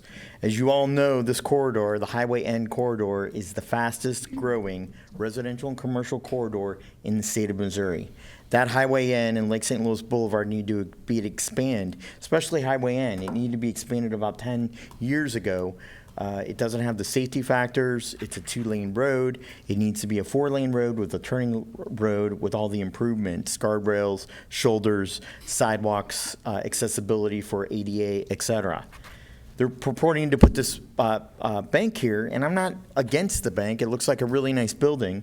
But I'm against the fact that we have this requirement in our Code of Ordinances that requires the applicant to submit the traffic study and the plan. In essence, it's putting the cart before the horse. It's a vital component to this council making a cognizant, intelligent, and professional decision. We keep doing this month after month after month, and I think it's not fair to the community, it's not fair to the residential subdivisions, and the ongoing increased backup of traffic. Now, this bank, as we all know, banks, a lot of it's done online. I don't think this bank is going to create a lot of generated business to actual come to the bank, but they really need to make the requirement of what our code says. Besides that, I'm not opposed to the project. Thank you. Anyone else here to speak for or against this item on the agenda? Seeing none, we'll close the public comment and the public hearing. Kurt, if you want to come back up, any questions or comments for Kurt? Yeah, one. Kurt, more of a, I guess, curiosity. You know, I hear a lot of times from residents, oh, wow, another bank. And, you know, it makes you wonder what the growing age of the internet and digital banking and all that stuff. Why do banks continue to build or move into newer locations? Well, I can't speak directly for the bank. I do understand that as part of it too, and being involved with the community, you kind of have to have brick and mortar in the community too as well. like you said, obviously stuff's going towards online, but to serve businesses that could want to come to O'Fallon or residents, you know, for mortgages, anything else, you'd want to be located within that city too as well. Yeah, thank you for clarifying that. Thank you. Any other questions? Debbie? I just have a weird question. Did you name the street yourself? Did not. Who came up did with not. the name of the street? Money Lane? That would have been the bank. We're trying to be a little creative. So. They were trying to be creative? Yep. Okay. Okay. Any other questions or comments? Thank you, sir. Brings to Bill 7095, motion for first reading by title only. Kling. Motion by Councilman Kling. Do I have a second? Bibb. Second by Councilman Bibb. Councilman Kling, please present the bill. Bill number 7095, an ordinance granting a conditional use permit to the Missouri Bank to allow a bank facility with a drive-through in a MUD-TD mixed-use traditional development district on a certain tract of land located at Highway N and Lake St. Louis Boulevard within the city of O'Fallon, Missouri. Thank you. Brings to Bill 7096, motion for first reading by title only. Bibb. Motion by Councilman Bibb. Do I have a second? Kling. Second by Councilman Kling. Councilman Bibb, please present the bill. Bill number 7096, an ordinance approving an area plan for a certain tract of land located at Highway N at Lake St. Louis Boulevard, owned by Joanne Griffith and Gary Copat, with respect thereto, subject to certain conditions and requirements. Thank you. Next is the public comment portion to consider granting a conditional use permit to the Archdiocese of St. Louis to allow the expansion of a school land use for a private drive and parking lots in an R1 single-family residential district on a certain tracts of land located at 7, 9, and 11 St. Dominic Drive within the city of O'Fallon, Missouri. Good evening. My name is Carl Shaneke with Pickett Ray and Silver. Address is 22 Richmond Center Court. And we were here 2 months ago and got the parking lot and conditional use approved for the surrounding parcels.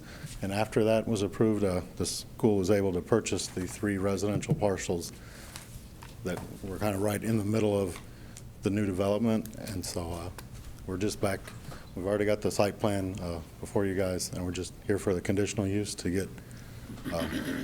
And this basically going to take all the traffic off of Elaine Drive and St. Dominic Drive. And that's where everybody's going to be coming in and out of St. Dominic. Yeah. The main drive. Well, there'll be a main boulevard separated by an island. It'll be right in, right out off of the outer road to direct everybody into the high school and out. Cool. Questions or comments? Seeing none. This is the public comment portion. Is there anybody here to speak for or against this item on the agenda?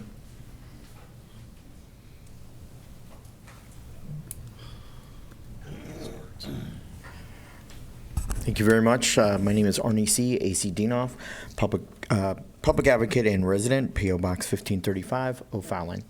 I didn't speak about this at the Planning and Zoning Commission meeting, but however, there was a resident that had some concerns about proper landscaping and some type of buffer. In this case, it's the parking lot with the with the residences across the street. There was a buyout of the Archdiocese and the school of, I believe, 2 or 3 properties, residential properties. They're now going to, in their application, build some additional parking for the tennis courts. And the resident had some concerns about proper buffer and proper screening from the parking lot to uphold their property values and also maybe cut down on the sound, cut down on their enjoyment of their property. So I was thinking maybe there might be some spruce trees or something that grows really rapidly, really fast within a short period of time of 3 to 5 years to provide some screening and some buffer between the remaining residential homes and the high school owned by the Archdiocese. Thank you. Anyone else here to speak for or against this item on the agenda? Seeing none. Any questions for Carl? Seeing none. Thank you. Brings us to Bill 7097. Motion for first reading by title only. Cook. Motion by Councilman Cook. Do I have a second? Feeney. Second by Councilman Feeney. Councilwoman Cook, please present the bill. Bill number 7097, an ordinance granting a conditional use permit to Archdiocese of St. Louis to allow the expansion of a school land use for a private drive and parking lots in an R1 single-family residential district on certain tracts of land located at 7, 9, and 11 St. Dominic Drive within the city of O'Fallon, Missouri. Thank you. Next is a public hearing to consider approving a final plan for Wingate Meadows, owned by Stager Properties, LLC, subject to certain conditions and requirements. Jeff Simmons with Bax Engineering, 221 Point West Boulevard, St. Charles. As you mentioned, I'm here to talk about the Wingate Meadows final plan, owned by Strackar Properties, being developed by Pinnacle Land Development, LLC, and Rouse Homes will be building the houses out there. This 15.7 acre tract is zoned currently R1 PUD, single-family residential. It is located at the southwest corner of Highway N and Wingate Ridge Drive. We're proposing 34 lots on the site. The size of the lots ranges from 7,480 square feet up to 22,246 square feet, and the average lot size is 10,723 square feet. The council previously approved the area plan, and that was in January of 2019. We do have a small difference between the area plan and the final plan, and that is that we increased the lot widths from 62 feet up to 68 feet. And as a result, the square footage, the minimum square footage of the lots increased from 6,491 square feet, almost 1,000 square feet, to 7,480 square feet. And the reason we did that was to accommodate larger homes on the property. We do meet all city requirements for common ground and tree preservation requirements. We are requesting a few deviations from the city code. The lot size, the square footage from 10,000 square feet to 7,480, the width from 80 feet to 68 feet, and the rear yard setback from 25 feet to 20. And that is so we can preserve the area at the northwest corner. It's a mature trees, and so we're trying to put the development, kind of cluster the homes and preserve that area. There will be a sidewalk or a trail along the western edge of the developed area. I'm going to skip through a few slides here and show you the products that Rouse Company is looking to build. Their smallest ranch is 1,562 square feet, and their selling prices, they're anticipating around $360,000. So those are the homes that they're proposing. There were a few area plan conditions on the project. The first was actually to clarify whether or not we would have our own HOA or not, or if this would be part of the Wingate development. This site will have its own HOA, will not be part of the Wingate Homeowners Association. The developer is going to make a contribution to future road improvements as a requirement, as well as the future trail extension along Highway N when Highway N is improved. There was a condition regarding the cul-de-sacs. We actually exceed the minimum condition required. We will provide a 48-foot cul-de-sac, and that is for to meet the fire codes. Another question was whether USPS, the Postal Service, has approved our location, our mail kiosk, and they have. And we just want to reiterate that we will abide by the municipal codes listed in the report by staff. So at this point, I'd be happy to answer any questions, or I guess you have to open it up to public meeting. Any questions for Jeff on Mr. Bibb? From the area plan to the final plan, did the number of homes stay the same? The number of homes stayed the same, yes, sir. Okay, thank you. Any other questions? Jeff, if you would step aside, this is public hearing. Is there someone here to speak for or against this item on the agenda?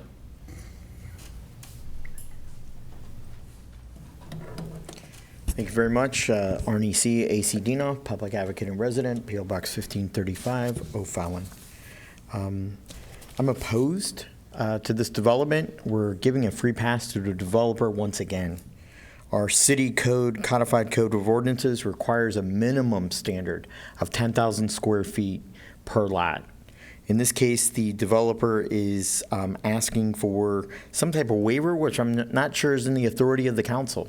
I think if he wants to make lot sizes smaller and deviate from the city code, he needs to apply for a variance to the Board of Adjustment. As we all know, density issues became a subject of discussion with Turtle Creek and some developments along Mexico Road. This council 8 months ago voted overwhelmingly to limit density and limit the amount of homes per acre. And to deviate from the 10,000 minimum square foot of what the city code requires, giving a free passage to this developer puts the other developers across our city on an uneven playing field. It's treating one developer with preference over another. For that reason, I ask that you deny this final plan, send the developer back to the drawing board or to the Board of Adjustment, because deviation and giving a free pass to this developer just is not fair to our other city residential developers. Thank you. Anyone else here to speak for or against this item on the agenda? Seeing none, we will close the public hearing. Jeff, you want to come back? This is not, as the previous speaker just spoke, this is not an R1. This is an R1 PUD, which gives the folks a little leeway. So take what he said with a grain of salt. And this has already been zoned from day one as an R1 PUD. Mr. Harwick? No, I was just going to state just what you said. Okay. Any other questions or comments? Thank you. Thank you.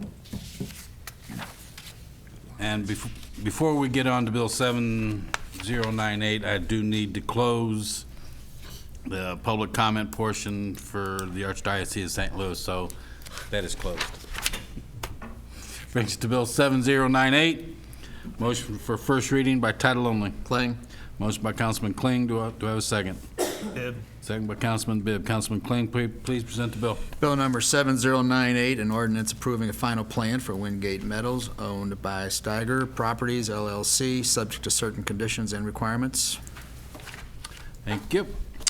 Next is a public hearing to consider for the rezoning of a certain tract of land located 1160 Technology Drive, owned by Highway 40K Associates from C2 PUD General Business District, planned unit development to C3 Highway Commercial District, and a public comment to consider granting a conditional use permit to Covington Land Acquisitions 2 LLC to allow an indoor storage facility in the C3 Highway Commercial District on a certain tract of land located at 1160 Technology Drive within the city of O'Fallon, Missouri.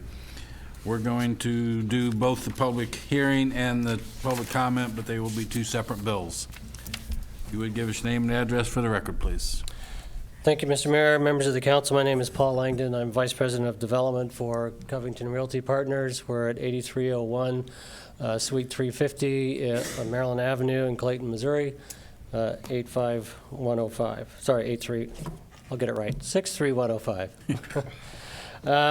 Come to you tonight with a proposal at the very, very south end of the city. But quickly, for those of you who don't know us, we tend to maintain a low profile, but we have projects across the country and multifamily, self-storage, as well as some commercial development. We are affiliated with the Larimar Group, which is a large property owner, property management company that has properties from coast to coast. And we have multiple storage projects under development in Missouri, Illinois, and Georgia. The site in question is on Technology Drive, just west of Highway K. It's a little over 4 acres, 4.29 acres. This is an Alta survey of the existing site. There is already a cross-access agreement with Persimmon Point, which is immediately to the east, we'll call it, roughly to the east, northeast. The laneway that is there, and that's the dark gray area, actually crosses the property line, so that access is established to this site. There is no access to the ramp, which is along that diagonal property line roughly to the south. Site is vacant. It's the one highlighted in blue there. I would point out that Technology Drive is fully improved. It does not need any widening. It does not need any curb and gutter. All things are in place. Access is in place. And the other thing I would point out from this image, which shows kind of that whole commercial area at the south end of Highway K is the number of greenfield sites. Ours is, as are a number of others. There are, from this area, which is from the county's GIS system, let me back up. This one is not. This one is a Google Earth image. 2 sites have since been developed from when it was taken, and I've graded those out so there's not a false impression of what's actually green out in the field. So there's quite a bit of developable ground in the area of this site. The importance of that I will come back to in a moment. To give you some background on it, for those that don't know, it's currently zoned C2 PUD, which is the general commercial, general business zoning district with some modifications.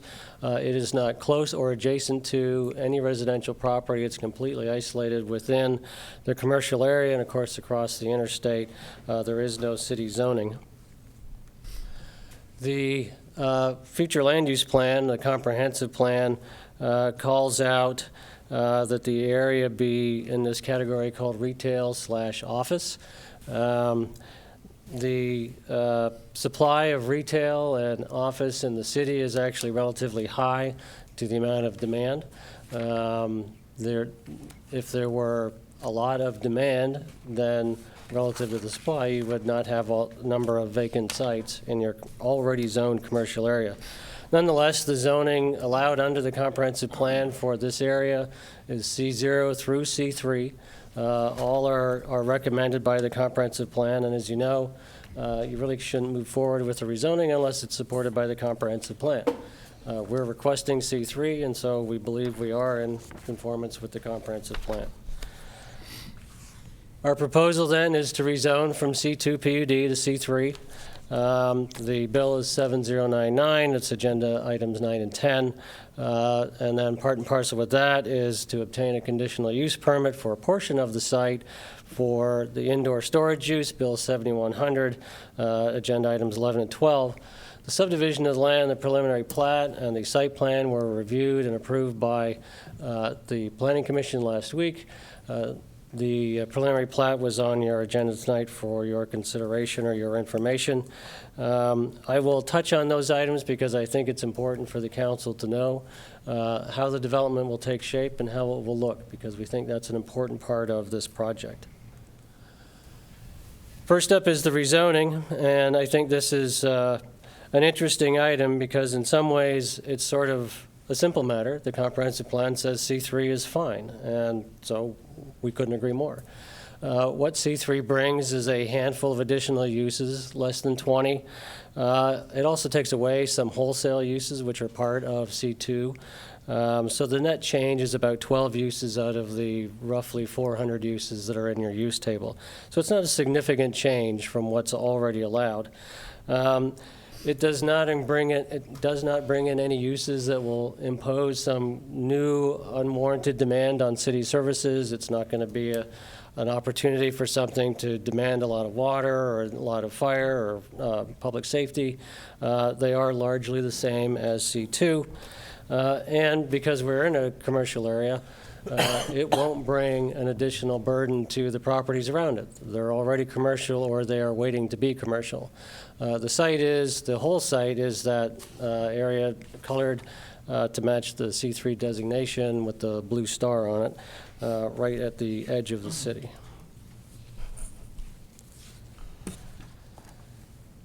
Something I want to point out, the C2 has been there for a number of years. The sellers of the property, the owners of the property, have been trying to market it for a number of years to develop it as C2, using that as part of their marketing angle, if you will. It's already zoned for general business, and yet after 10 years of ownership, there is no general business on the site.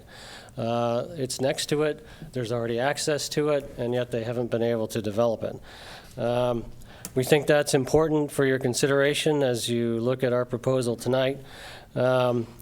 The other thing is that it is highway property. It does back to the highway.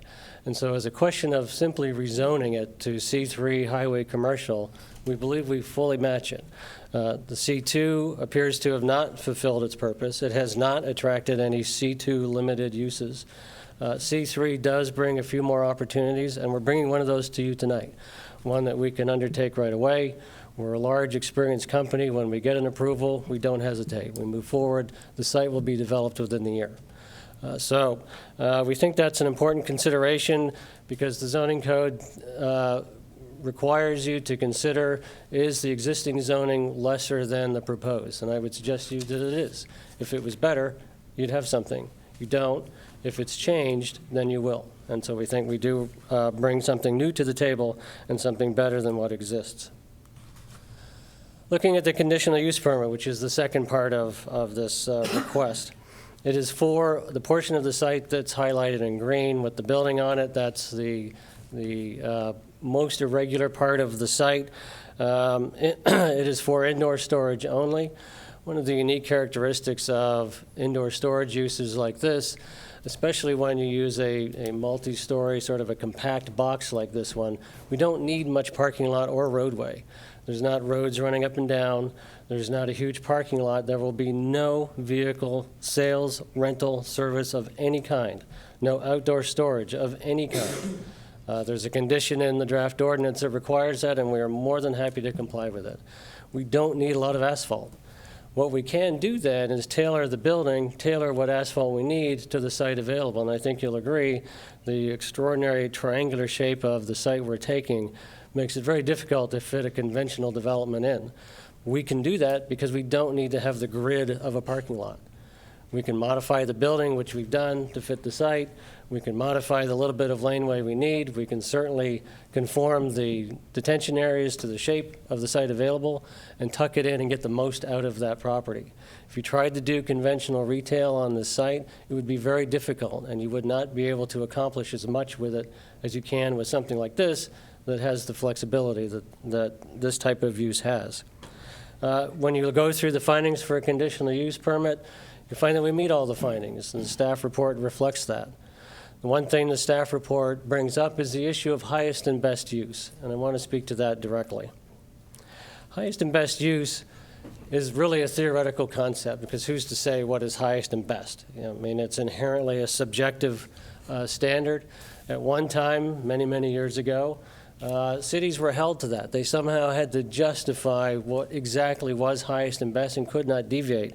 The courts soon decided that that was not a valid standard because conditions change. What is highest, what is best is not the same from one year to the next, certainly not from one decade to the next.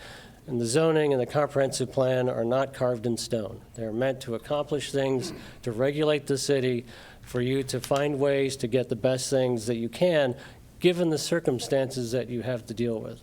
Those are the standards for evaluating a rezoning and for evaluating conditional uses and whether or not they fit the zoning.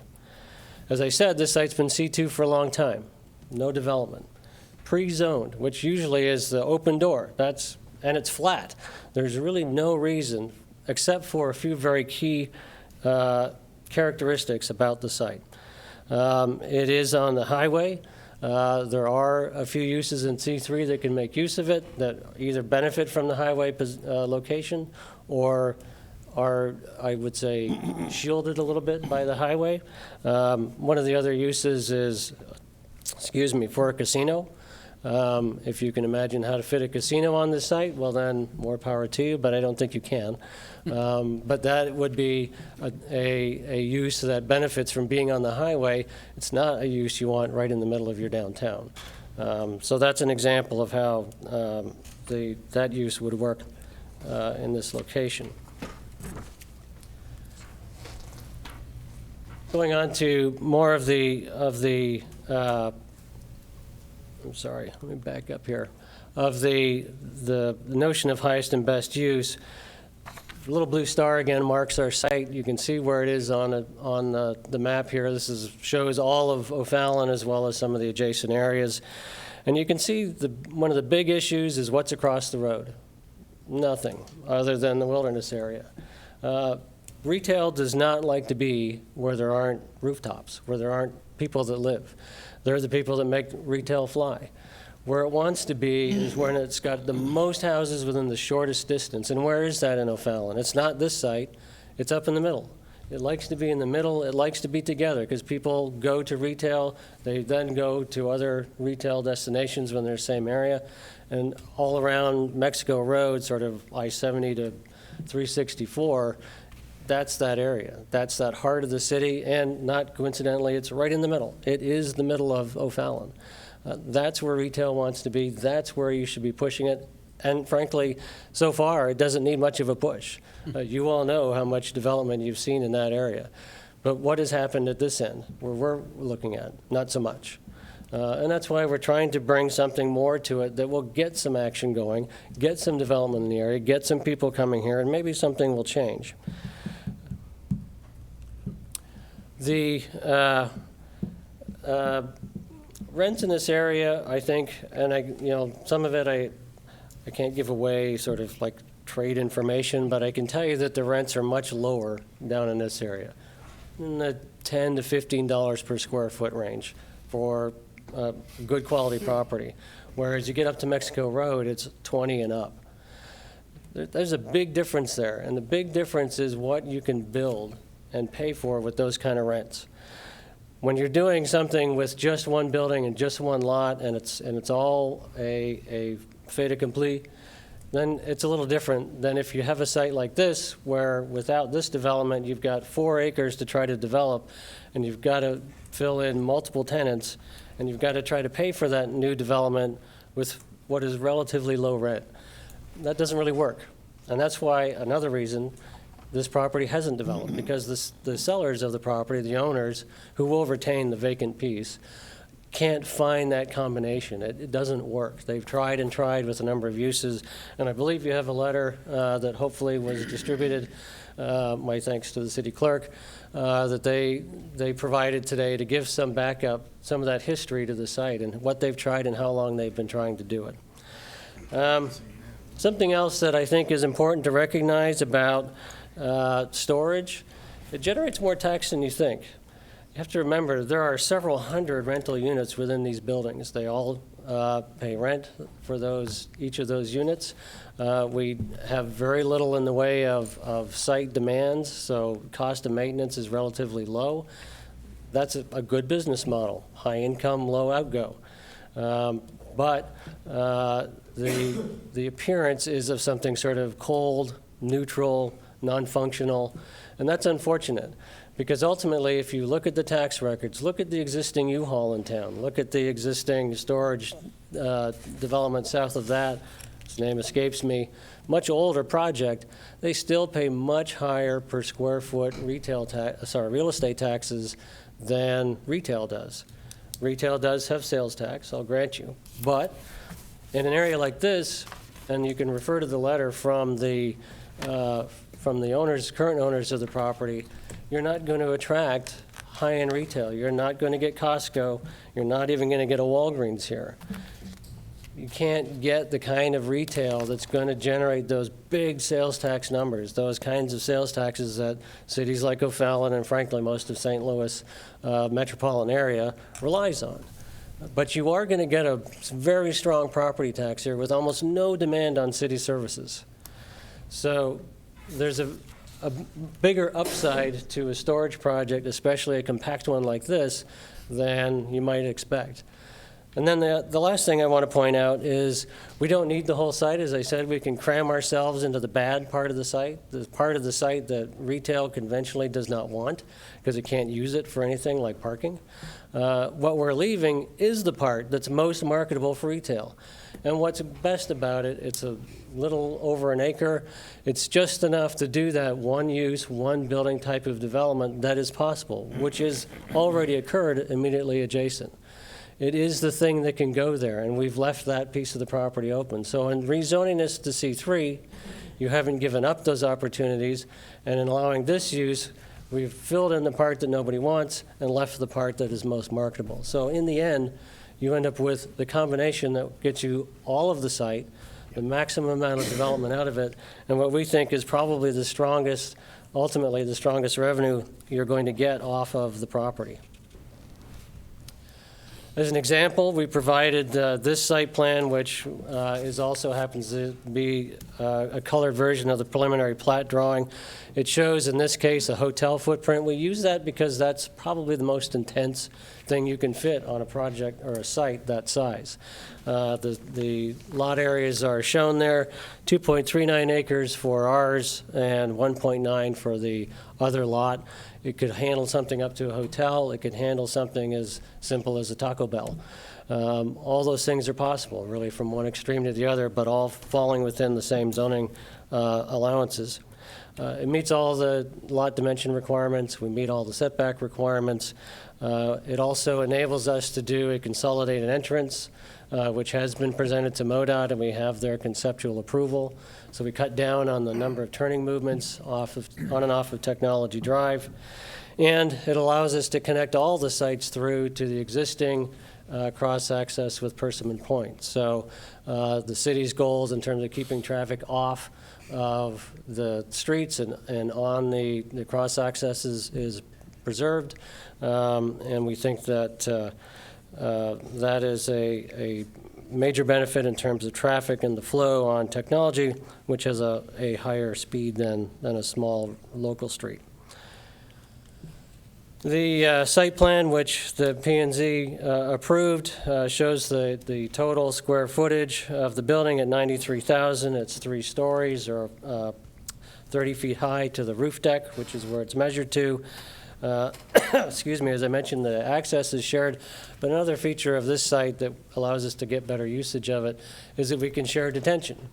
The detention area in that south corner, that triangular detention basin, would be there for the use of both properties, primarily for the remaining 1.9 acre site so that they can get the most out of that. Again, we're doing what we can to preserve the retail while also making use of the site that is not attractive to retail.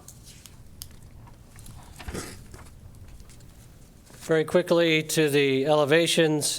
These show just sort of the composition, the colors, and of course the false perspective of an elevation aren't key here, but you can see how the components go together. You can see the size of the window areas on the building.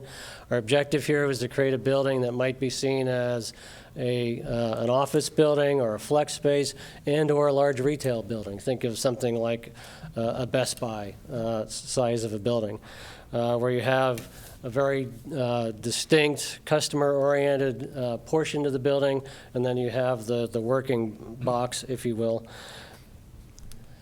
The landscape plan exceeds city requirements. The detention basin to the northwest there is fully landscaped. It also has the pre-treatment part of it, so it's like a 2-stage detention area. It has the right mix of plant material. Our landscape architect is experienced in those requirements and has planted the rest of the site, we think, more than you will typically see with a storage use. And in this particular case, we've asked for a lot of trees because the building is fairly large and we want the landscape to be in scale with that building. The part we're most proud of is the appearance of the building. These perspectives are rendered with true color and in true photographs taken from the field. So we're trying to simulate this as close as we can. This is heading west on Technology Drive. That's the existing entrance to Persimmon Point there at the triangle. And then that green patch would be the future development site, and ours beyond. You can see the amount of glass. You can see the composition, the brick and the stone, and then the stucco above that. This is the same design that was presented to the Planning Commission, in which they supported last week. This is the view going the other way on Technology Drive, so that's Persimmon Point on the left extreme of the image. And again, you see that the windows and the whole exterior continue even around the ends of the building where there's limited visibility. And again, this is from the highway ramp headed onto westbound Interstate 64. We see the highway exposure as important. That's a place the building has to look good, and we do that also for the city's benefit, in that this is the entrance to the city. Finally, the view headed east on the interstate, and again, you see that the treatment is all the way around the building. We don't have a back of the building. We don't have a side that doesn't get the attention that the others have. We think that it presents well from all sides, including from the interstate, which brings me to my conclusion. The rezoning is consistent with the comprehensive plan. It follows the recommendations of the plan. We are not asking for any PUDs or any variations from those standards. The inside storage use provides a means to develop a piece of ground that the market has ignored for 10 years, even while other development has gone on around it, even while it was pre-zoned. It allows you to get something done in a piece that might sit for another 10 years before just the right thing comes along. The subdivision meets all the requirements. The use doesn't create any impact outside of its own site. The building design is consistent with city standards and expectations, and it looks good from all four sides. And the landscape plan not only exceeds the standards, but we think is a complement to the site. We think it's a complete package. We think that it leaves you a lot of opportunity for the future, and we look for your support. I'd be happy to answer any of your questions. Any questions for Paul on the rezoning or the conditional use? Yes, Mayor.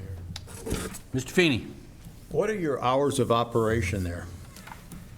I'm going to turn to one of my associates, Ethan Belanger here, who's really the operations specialist, and he can speak to the hours and the actual functioning of the use itself.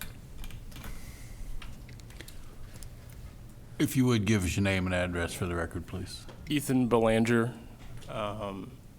8300 Suite 350, Clayton, Missouri. Okay.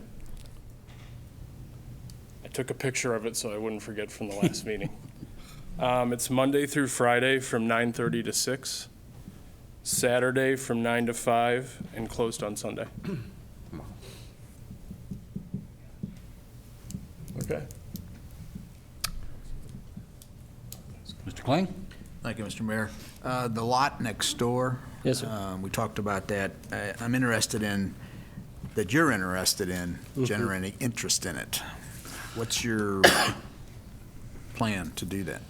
The hope is to get retail on the site, to benefit from the retail traffic that comes to Persimmon Point and the shared access that's already there.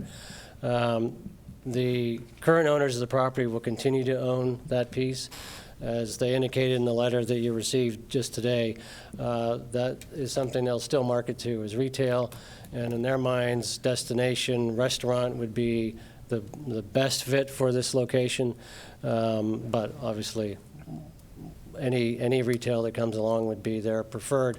If they're able to sell the property to that future development, retailers typically pay a higher price, frankly, so that's part of their motivation. Thank you. Any other questions? Mr. Kuhn? So to clarify, and I'm pretty sure I understand this, but the proposed retail slash hotel slash whatever, that's not part of your development at all. That's correct, sir.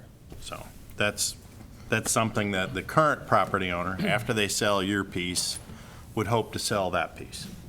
Yes, sir, or do a ground lease, develop it in some manner, yes. Okay, thank you. Any other questions? Rose? I have a couple of questions. The windows that are around the building, are those tinted windows? Are those mirror-looking windows? What are those? They're clear windows. They would be tinted only for UV. That's a requirement of the building code that you have a certain amount of UV filtering. So they may have a slightly bluish color.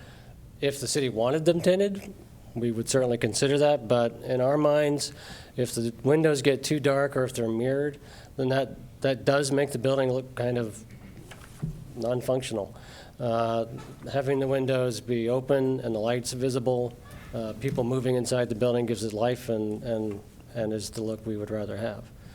I guess I'm just trying to vision storage things in there, and that I'd be seeing it from the outside. I don't find that particularly attractive.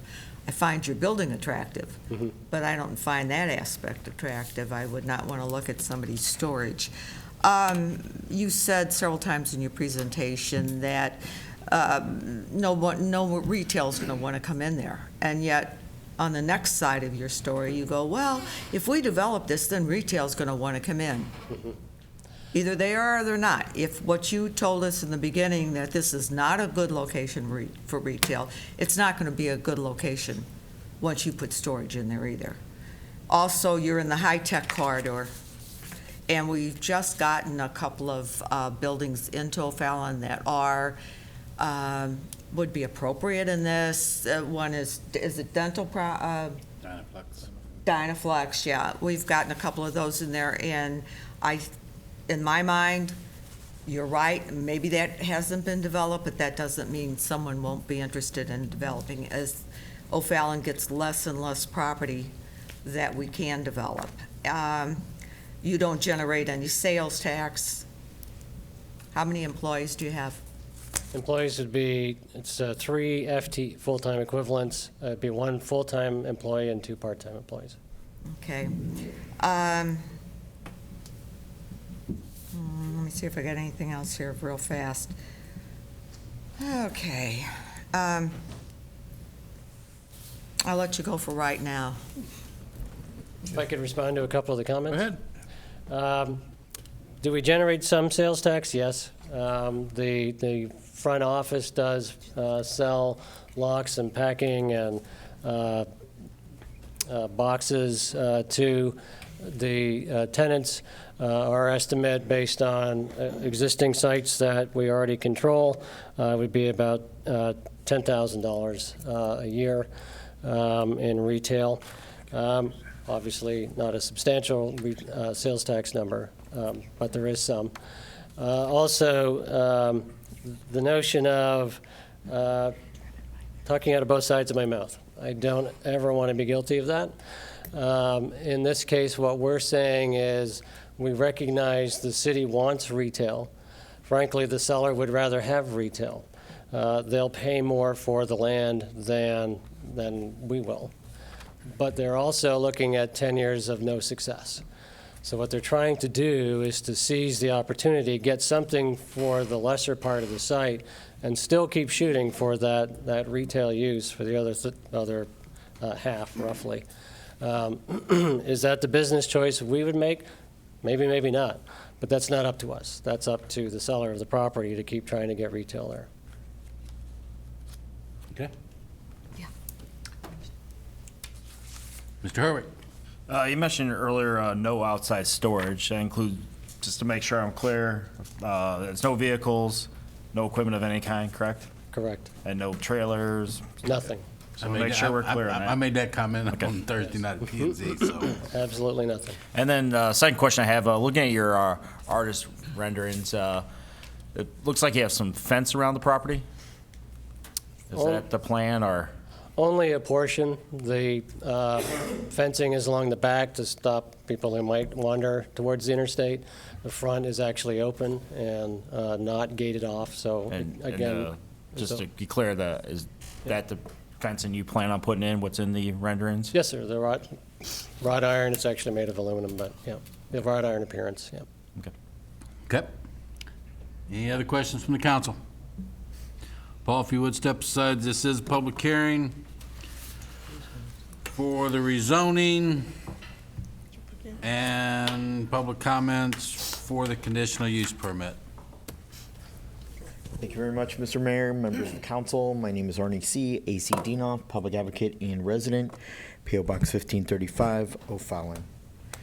You know, as I said at Planning and Zoning Commission last week, the gentleman and the applicant, this is a great sales pitch. Scare tactics and a hired gun.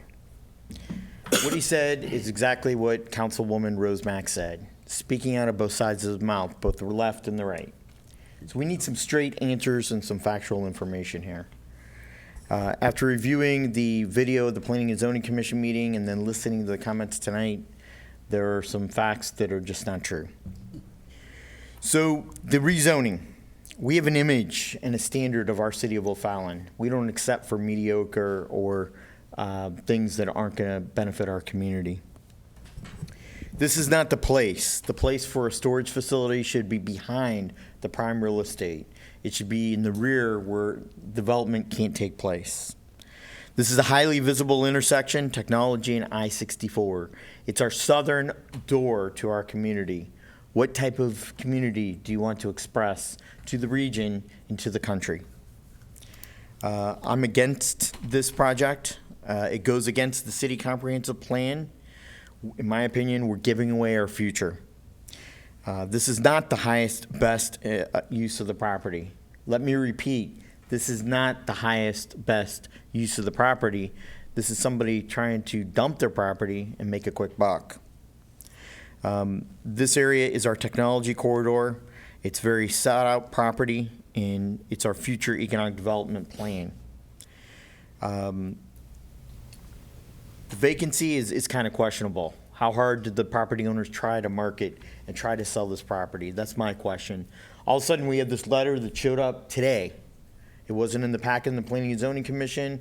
It wasn't in the packet when it was due to the city clerk back last Friday, which was the deadline. All of a sudden, there's a letter that the public and people out in the community can't see.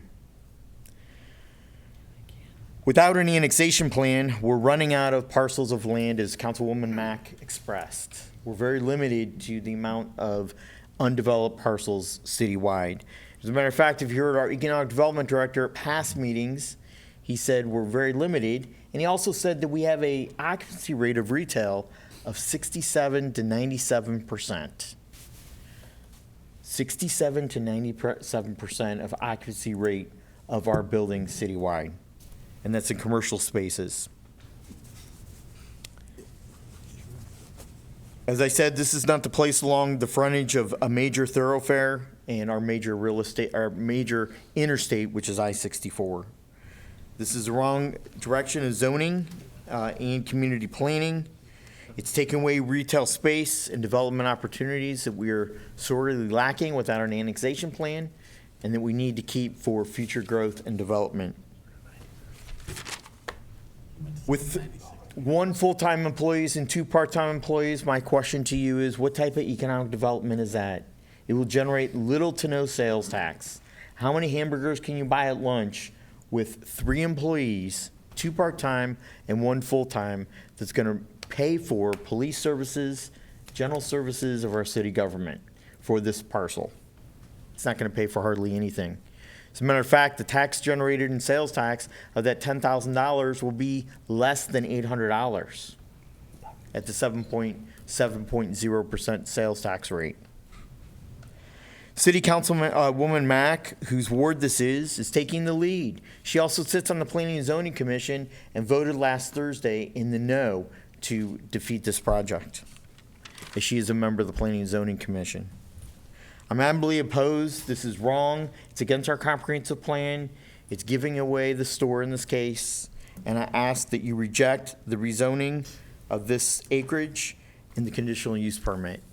It's a great idea. It's a hired gun. He's giving you wrong facts. This isn't the place for a storage unit. The place for the storage unit is in the back where nobody can see it from the frontage. Vote no. Thank you. Anyone else here to speak for or against this item on the agenda?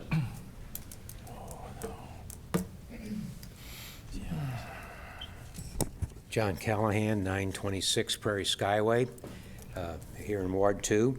And I have somewhat similar comments, but I have to compliment the gentleman for a very professional presentation. And he's already answered some of my questions and concerns. But what's driving my biggest need for information is the potential sales tax.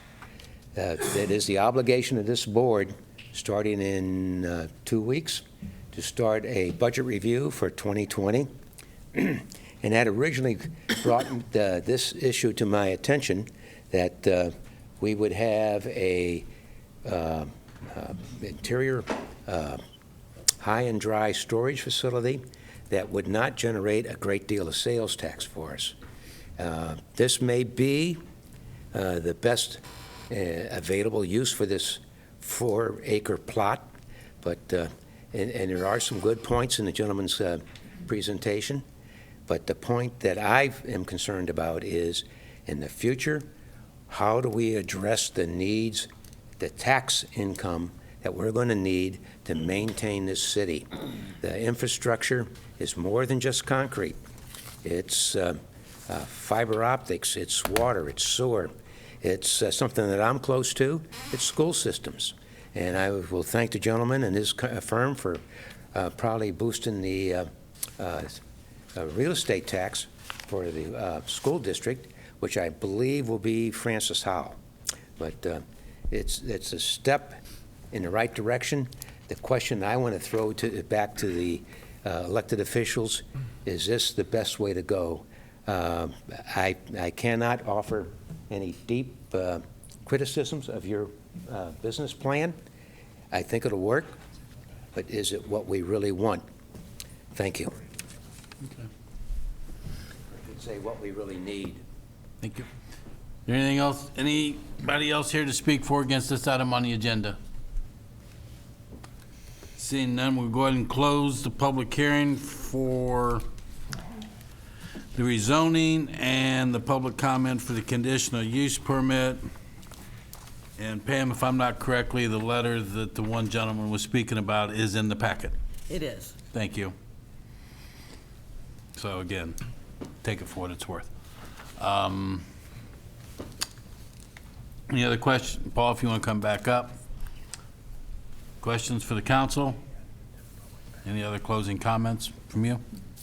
Just the one thing I just wanted to clarify, we're not using the whole 4.29 acres. We're preserving 1.9 for whatever future development potential is there. Okay. Anything else? Thanks, sir. Thank you. Brings to Bill 7099. Motion for first reading by title only. Bibb. Motion by Councilman Bibb. Do I have a second? Kling. Second by Councilman Kling. Councilman Bibb, please present the bill.